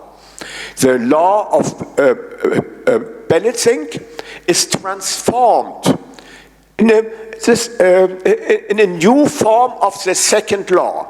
That is the weight formula. A very early form of the weight formula I have published 2001, my first publication of it, in German language, in a journal of the Meiji-Gakuin University in Tokyo, 2001. Then, in 2002, the weight formula was published in the postscript of the English translation of the Theory of Constitutional Rights. This postscript was 2007, transformed, printed 2007 as Epilogo in the second edition of the Spanish translation. The formula in these early years was unnecessary, complicated. It was very complex, and that is not necessary. And in addition to this, to make it more easy was my first aim, and in addition to this, I wanted to make it complete. That is to say, in the following years, I have to enlarge the formula. Its core is, on the other hand, fixed. It can be enlarged, but its core is fixed, and I write it now on the board. I write it W, I, J, equates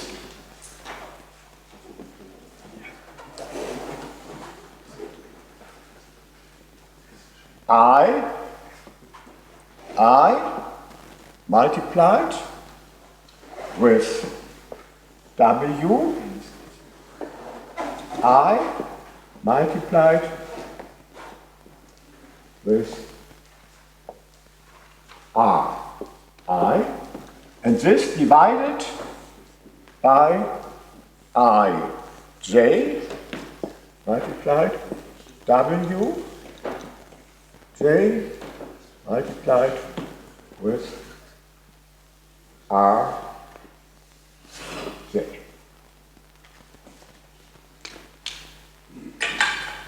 More formulas we do not need. That is enough for us.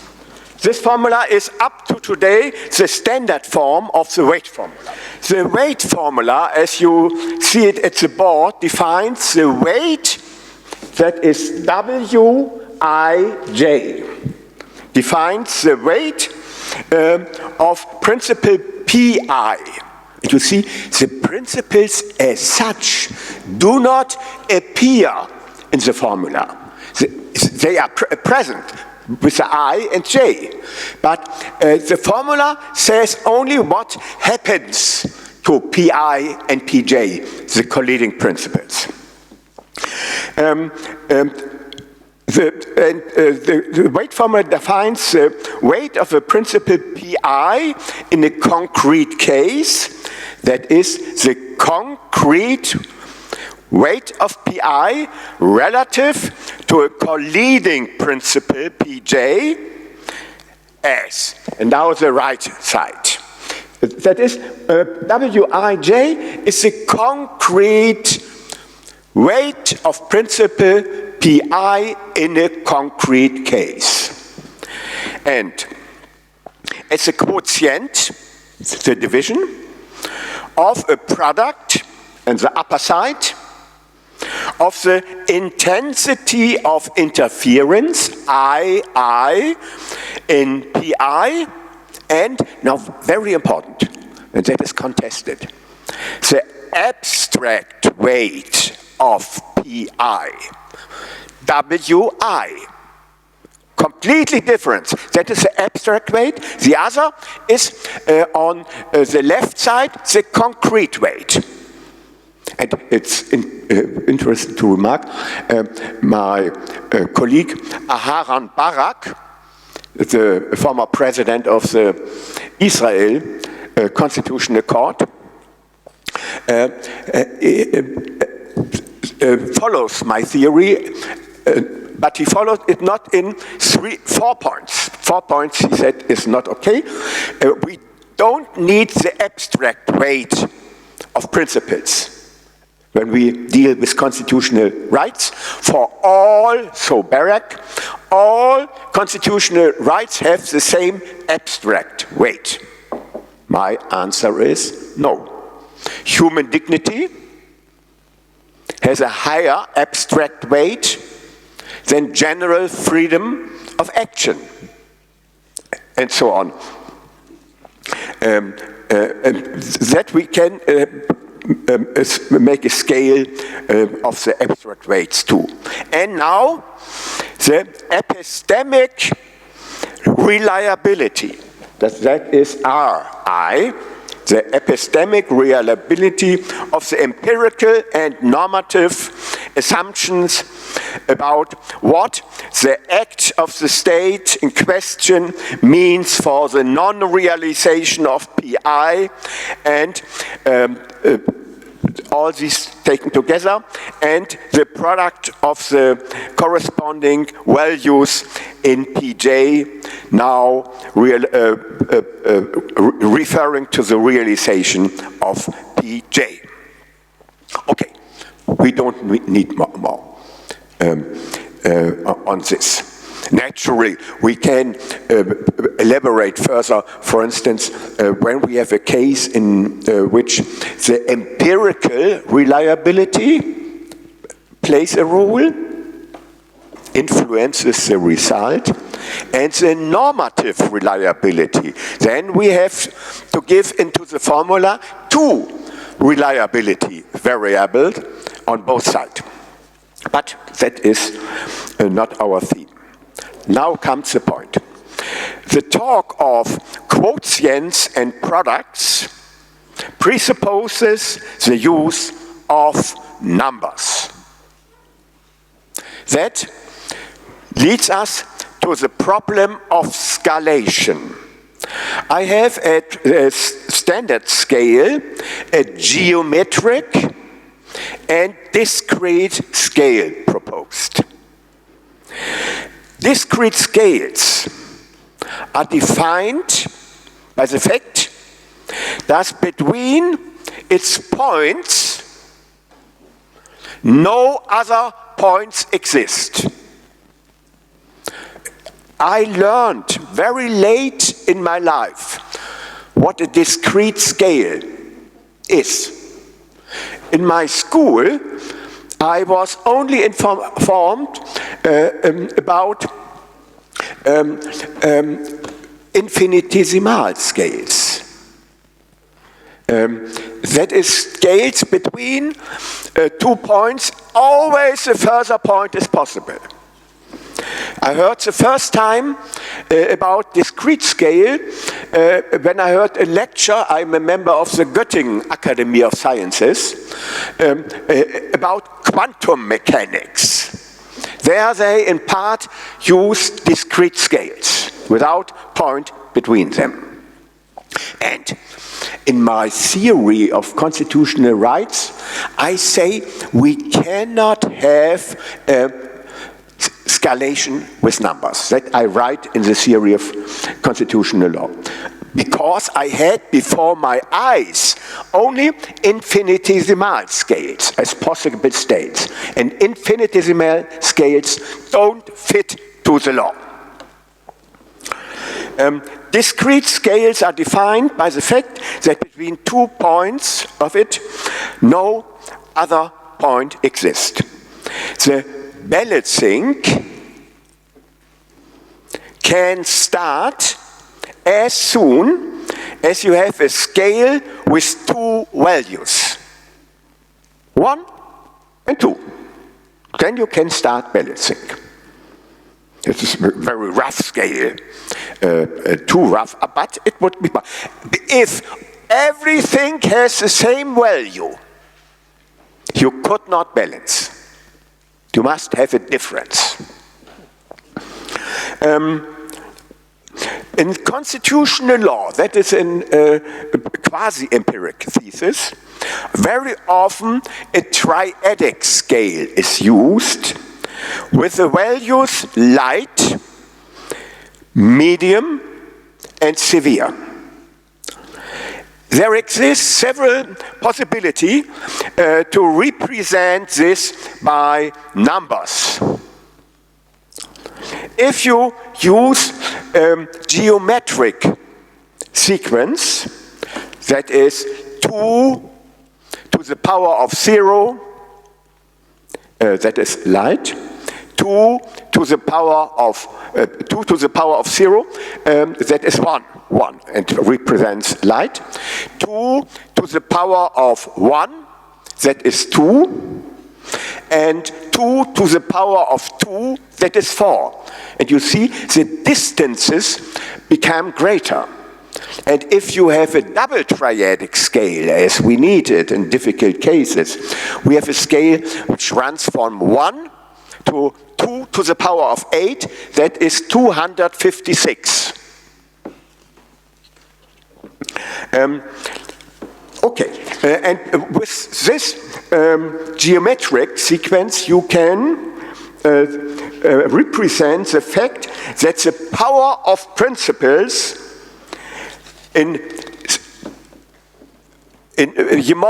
the more intensive the interference is, then the more grows the power of the principle. That is the basis of an answer to an objection often raised against my theory, that the principle theory has a consequence that the constitutional rights are unacceptable, weakened by balancing. No, the resistance grows more and more. If the concrete weight Wij of Pi is greater than 1, Pi precedes Pj. If it is smaller than 1, then Pj precedes Pi. And if the concrete weight Wij is 1, we have a stalemate. In this case, in a stalemate case, it is allowed by the Constitution the act of the state in question to perform it as well as not to perform it. That means that the state, especially the parliament, the legislator, has discretion. That is of enormous importance against the objection that, for instance, in Germany, very famous, made by, he attacked me, Ernst Wolfgang Böckenförde, former judge of the German Constitutional Court, and he attacks my theory and said, principal theory as Alexei has proposed it results in over-constitutionalization. But the theory of stalemates is one basis. I have three bases of my answer to Birkenförde. One basis, the most important basis of my answer to the reproach of over-constitutionalization is the stalemate theory. Against the weight formula, I already mentioned some, numerous objection has been raised. Many of them say that legal argumentation cannot be grasped or presented or described by numbers. The legal argumentation cannot be presented by numbers. That will be an important point in my chapter 3, the shortest chapter I have. I agree. The justification cannot be replaced by calculation. Justification cannot be replaced by calculation. But such a replacement is not the intention of the weight formula. It is naturally a mathematical formula, and as such it works with numbers. But it is not the aim to replace argumentation. The aim of the weight formula is to make clear as possible the argumentation applied in balancing. With this, and therefore my first chapter has the title, the analytical further development. Therefore, the weight formula has an exclusively analytical function. Under this aspect, there is a strong parallel between the logical structure of subsumption and the mathematical structure of balancing. We can grasp much better how subsumption works, especially in a little bit more complex cases, if we have with predicate logic, propositional logic, and deontic logic, the mathematical model of subsumption. But this mathematical model cannot substitute argumentation. And I have never seen a judge who had the logical scheme of subsumption written down in his judgment. But I have sometimes saw judges who write down my weight formula in the judgment.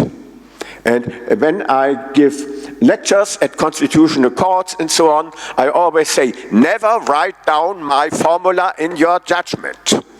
For it is only an instrument of analysis. Both, that is subsumption scheme and balancing scheme, do not determine the content of the argumentation. But, and I now use a word of Aram Barak again, but they bring order into legal argumentation. And if you analyze the legal argumentation connected with balancing, it's and the concept which I use there, it is a real chaos, you can say. And this chaos can be analyzed, and that is the analytical function. This analytical analysis is a high increase of Everything more to be said, will have to be said, but that with this I will continue a little bit in the third chapter, the methodological further development. My first point is finished. That the analytical development with the weight formula gives us an instrument to analyze balancing. And perhaps I have it not in my paper, just comes in my mind. You know, the most important, according to my opinion, and I write it from time to time, after Aristotle, according to my opinion, Gottlob Frege is the most important logician we ever have had. Aristotle and Frege. And in his Begriffsschrift from 1879, a very early, perhaps even the most early book of Frege, Frege compares the mathematical logic with a microscope. And he says, with a microscope we can see structures and things much more clear than with our eyes alone. But who would like to have always a microscope before his eyes? That would be horrible. We need the eyes. And that is, Frege says, our eyes is a natural language. He is not a fanatic in logic. He reduced it to the role of a microscope. And the same intention is behind the Rayter formula. Up to now, I have been very analytical and formalistic. Now, I come to the philosophical further development. In the first chapter of the theory of constitutional rights, I have classified my theory, I quote myself, as a general juristic theory of the constitutional rights of the German basic law, that is the German constitution.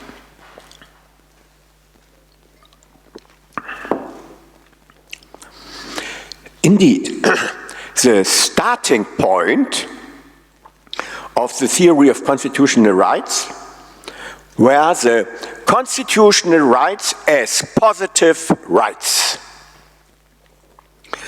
That corresponded to the strict or strong, I say strong, analytical tenets of the book. The analytic structure of the constitutional rights can be studied in each legal system which has constitutional rights in its constitution. But the better the institutionalization of the constitutional rights is, the more easy and fruitful is the analysis. 1985, when my theory of constitutional rights were published, the jurisdiction, the adjudication of the German Constitutional Court were already more than 30 years old. And I had a wonderful basis, material, which I could analyze. For instance, the Lebach judgment plays a great role for the development of the law of co-leading principles and so on. I conceded in the first chapter that besides the analytical dimension, there is a philosophical dimension of constitutional rights. But I insisted in a separation of these two dimensions. This separation thesis I have substituted in later works, and that is the further development. This separation thesis I substituted in later works by the connection thesis, Verbindungsthese, connection thesis, which is an essential element of my general theory of the dual nature of law. And you see, the dual nature of law, the theory of law, is to be found in my third book. I have only, if we don't look on collection of articles, I have written 3 books in my life. The theory of legal argumentation, my first one, then the theory of constitutional rights, and then concept and validity of law. And that is my main philosophical book. And you see what I make in the moment. I connect the theory of constitutional rights with my legal philosophy in the book, mainly in the book, the concept and validity of law. The starting point of the connection with legal analysis and philosophical reflections is the distinction between human rights and constitutional rights. Constitutional rights are positive rights. Human rights are non-positive rights. Naturally, we have catalogues of human rights in the European Union, everywhere in the world. But they call the rights there human rights. But in the reality, they are positive law. They are international positive law. And you can call them naturally positive rights. And it's not wrong to call them so. Because they are, you will in some minutes hear it, they are an attempt to transform human rights as moral rights into positive law. And without such a transformation, they have little power. Only the power of argument. And now I give you my definition of human rights in one sentence. It is my sentence I wrote in my life with the most commas. But I will not mention the commas when I now read it. Human rights are first, moral, comma, second, universal, third, fundamental, fourth, abstract, rights, which, fifth, have precedence over all other norm. End of the definition. You see, I like to say things as short as I can. And there are so many, so voluminous books on human rights. They write and write and write. But it is important to make a clear decision. And now you can ask, are that only, are all 5 properties necessary? Are they too much? Or is the number too small? But that is not our concern in this minute. We continue. For us is only the first property of decisive importance. They are moral rights.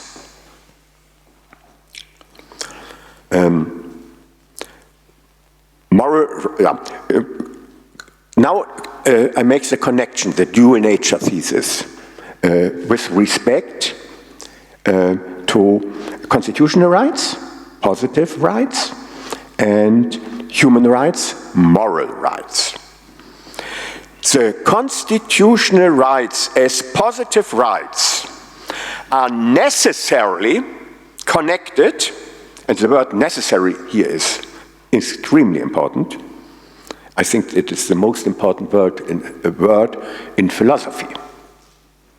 Contingent truths are not interested for philosophers. That is are things for other science, psychology or whatever you want. Again, my sentence. Constitutional rights as positive rights are necessarily connected with human rights as merely moral and therefore non-positive rights. The connection consists in the fact that constitutional rights are rights which have been transformed into the Constitution with the intention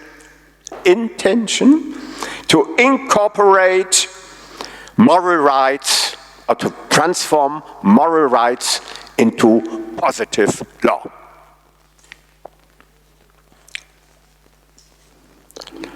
And this transformation can be more or less good. I will just give you an example. The first problem of the connection thesis consists in the concept of intention. Constitutional convention can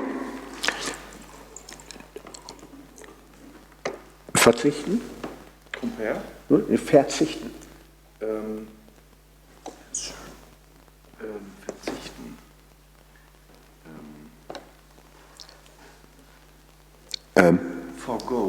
Forgo. Martin, danke. That is, a constitutional convention can write a constitution without constitutional rights. Only formal convention. That is naturally possible. And for instance, after 1871, the German-French War, the last war Germany has won. The German Reich was founded, the Second Reich. And the Bismarck Constitution was this. And they had included no constitutional rights. And nevertheless, it was a constitution. At exactly this point, and now a central, we can even say the most important concept of my legal philosophy. That is, at exactly this point, the claim to correctness comes into play. The claim to correctness is the basis of my legal philosophy. Correctness in law implies justice. My arguments are used from the analytic linguistic philosophy, the method of performative contradiction.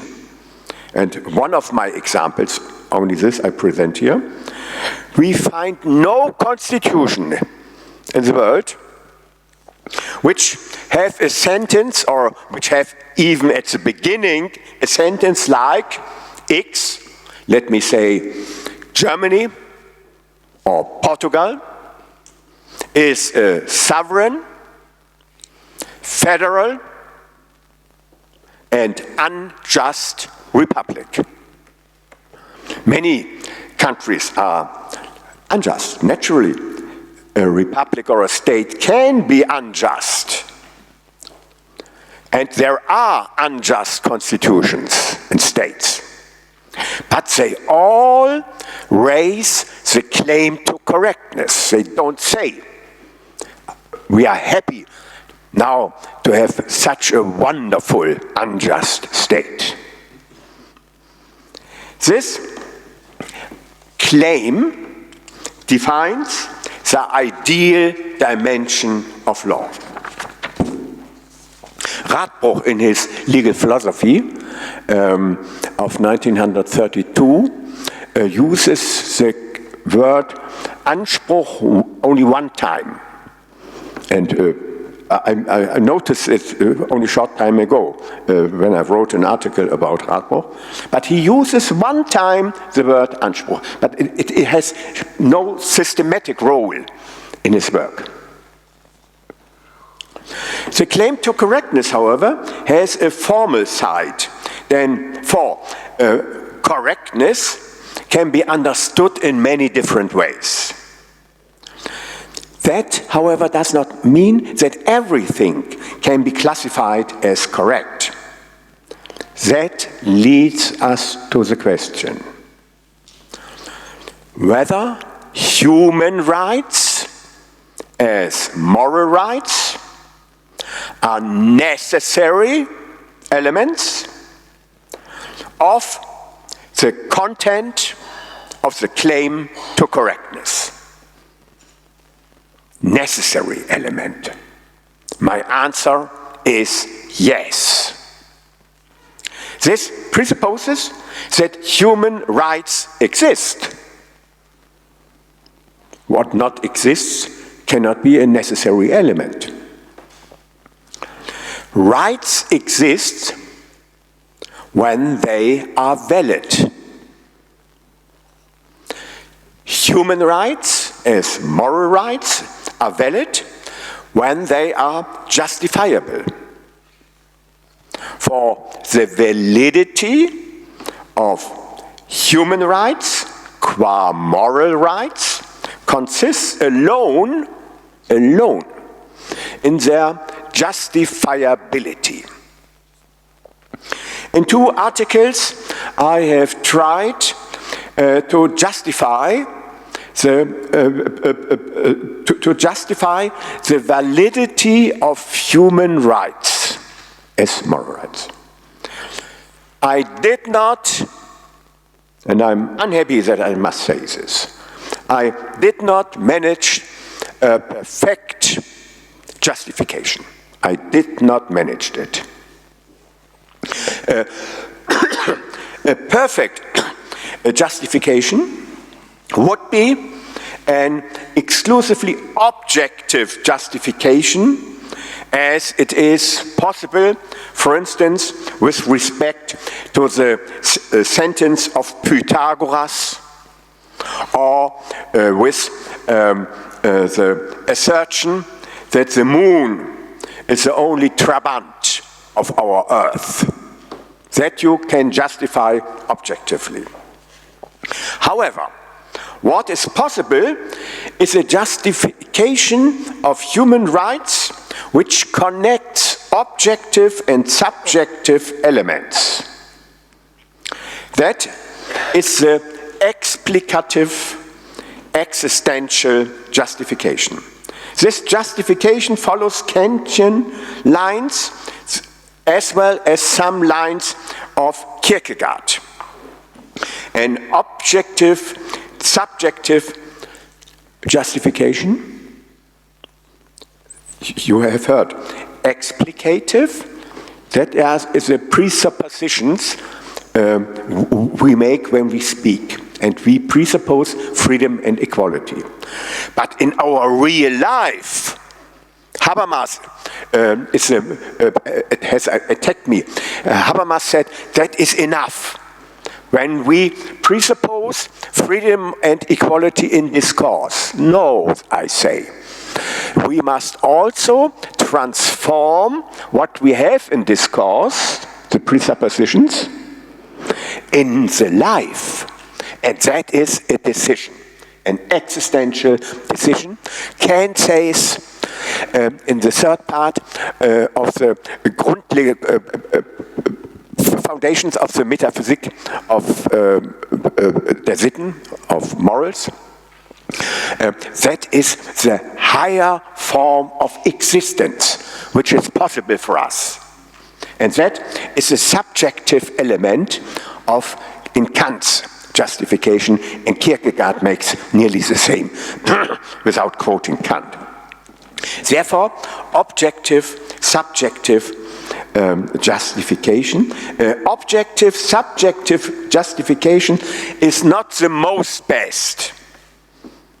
but it is the best we can have as intelligent creatures. The possibility of the objective-subjective justification has far-reaching consequences for the interpretation of catalogues of constitutional rights written down. The claim to correctness required that the human rights as moral rights must be included in the interpretation of the positive constitution, the positivized constitution, included in the interpretation. That can be made in very different forms. And I have analyzed a number of examples.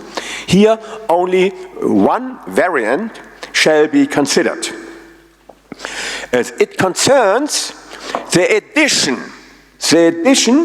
of a constitutional rights that is not contained in the positive catalogue, in addition to the catalogue by the Constitutional Court. For instance, the Australian Constitution has very interesting examples, for they have nearly no constitutional right in the Australian Constitution.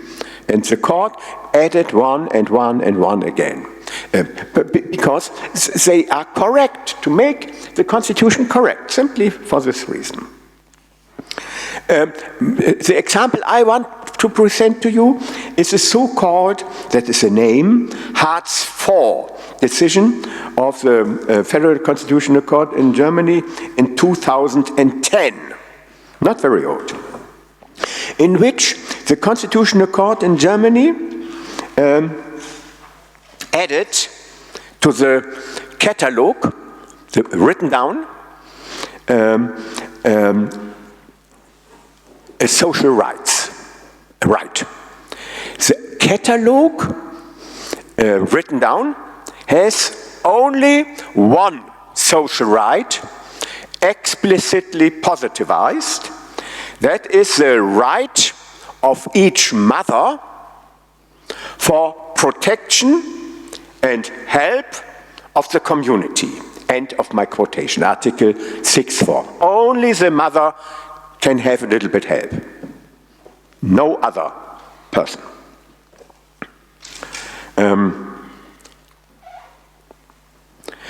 The court added in Hartz, added in Hartz 4, 2010, a general right to an existential minimum that was not written down in the Constitution and is still not written down. It is added by the adjudication, the constitutional adjudication. And the justification of the court in Hartz IV is mainly founded on human dignity. But human dignity has also used, when the court argued, there are no social rights in the German Constitution except the right of the mother of help, concerning help. That is the war widow decision from the year 1951 in the first volume of our Constitutional Court. The court said, yes, human dignity we have in the Constitution, but human dignity gives no protection against, I quote now the court in my English translation, the human dignity gives no protection against material hardship, no social help, nothing. One can, and I do, speak here from a strengthening of the interpretation of human dignity, which is required by human rights qua moral rights. So much to the philosophical further development.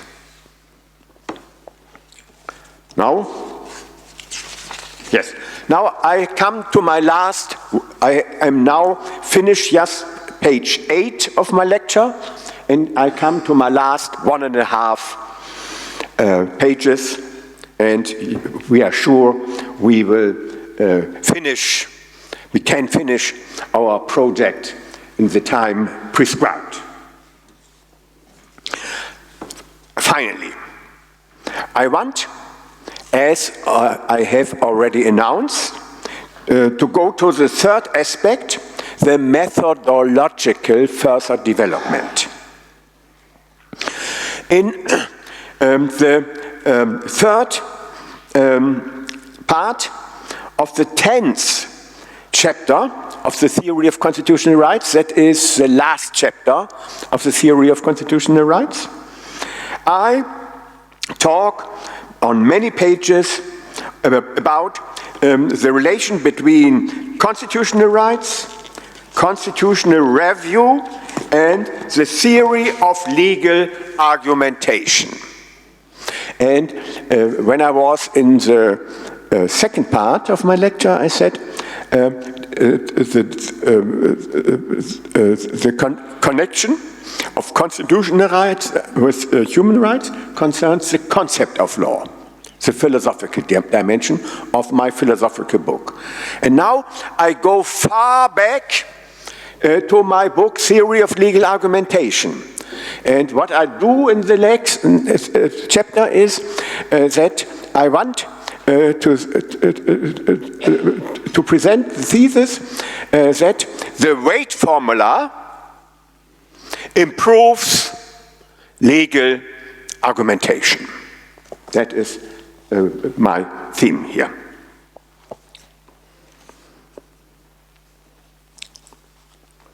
Yes, in the 10th chapter, I have connected, therefore with development, I have connected legal argumentation with constitutional interpretation in a very general kind, nothing specific. For when I wrote and published my Theory of Constitutional Rights, 1805, the weight formula did not exist. In the last years, I have tried to make precise the connection between balancing and argumentation with the help of the weight formula. The starting point of this, making more precise the story, is the critique often raised against my theory that the weight formula works with numbers. That is possible, they say. For instance, Schlink and Habermas and Böckenförde. That is possible if there exist measurement instruments like a thermometer. Law is concerned with arguments.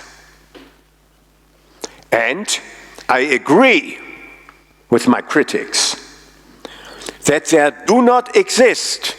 And now I present a sentence with an English word nobody knows because it is invented by me. It is the only English word I have invented in my life.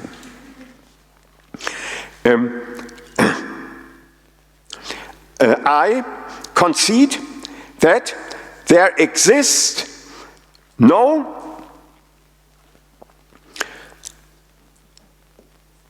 nothing what corresponds to the thermometer. No. There exists no argumeter. That would be a kind of thermometer which you can measure the power of an argument. And so on. Never. We don't have it. No argumeter. But And therefore, I enjoy to concede this to my critics. But this is not an argument against the weight formula. Behind this reply I present are two theses, only two. The proposition thesis and the argumentation thesis. The proposition thesis says that the numbers, for instance, the numbers 1, 2, and 4 of the triadic scale represent three different propositions or sentences. The number 1 stands for the sentence, I quote, "The interference with the right is light," end quotation. The number 2 with the sentence, "The interference with the right is medium," end quotation. The number 4 with the sentence, "The interference with the right is serious," end of quotation. I have only some years ago, yes, I have, in the first times I have presented it in a book published 2017. That was a conference organized by Vicky Jackson and Mark Tushnet in the Harvard Law School, where my theory and the theory of Aharam Barak was discussed, and there I presented this to the first time. I have classified these three sentences, the interference with the right is light and so on, as classification propositions. Classification propositions.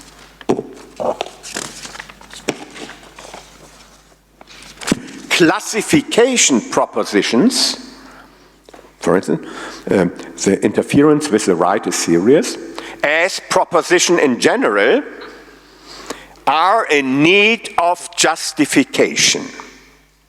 That's all propositions. The rationality of balancing depends on the question of whether they can be justified. Here, my second thesis enters the stage. The first was the proposition thesis, that the numbers represent propositions, classification propositions. And now, the argumentation thesis. The argumentation thesis says that a proposition about the intensity of an interference and the weight of the reasons standing behind it are justifiable in a rational way, a rational justification of the sentence that the interference with the right is light or serious is possible. Man might think that if it depends on the argument, that is, the whole story depends, the result, Wij, depends on the argument standing behind the classification proposition presented by numbers. If the arguments are important or decisive, then we do not need the mathematics of the weight formula. But if you would say this, you would cast away the ordering of the arguments. You return back to chaos balancing. That would be a severe loss of rationality. I comprise everything now in my last sentence. The connection of the analytical, the philosophical, and the methodological further development of my theory, all these 3 steps are steps to enlarge or to increase rationality. Thank you very much for listening to me.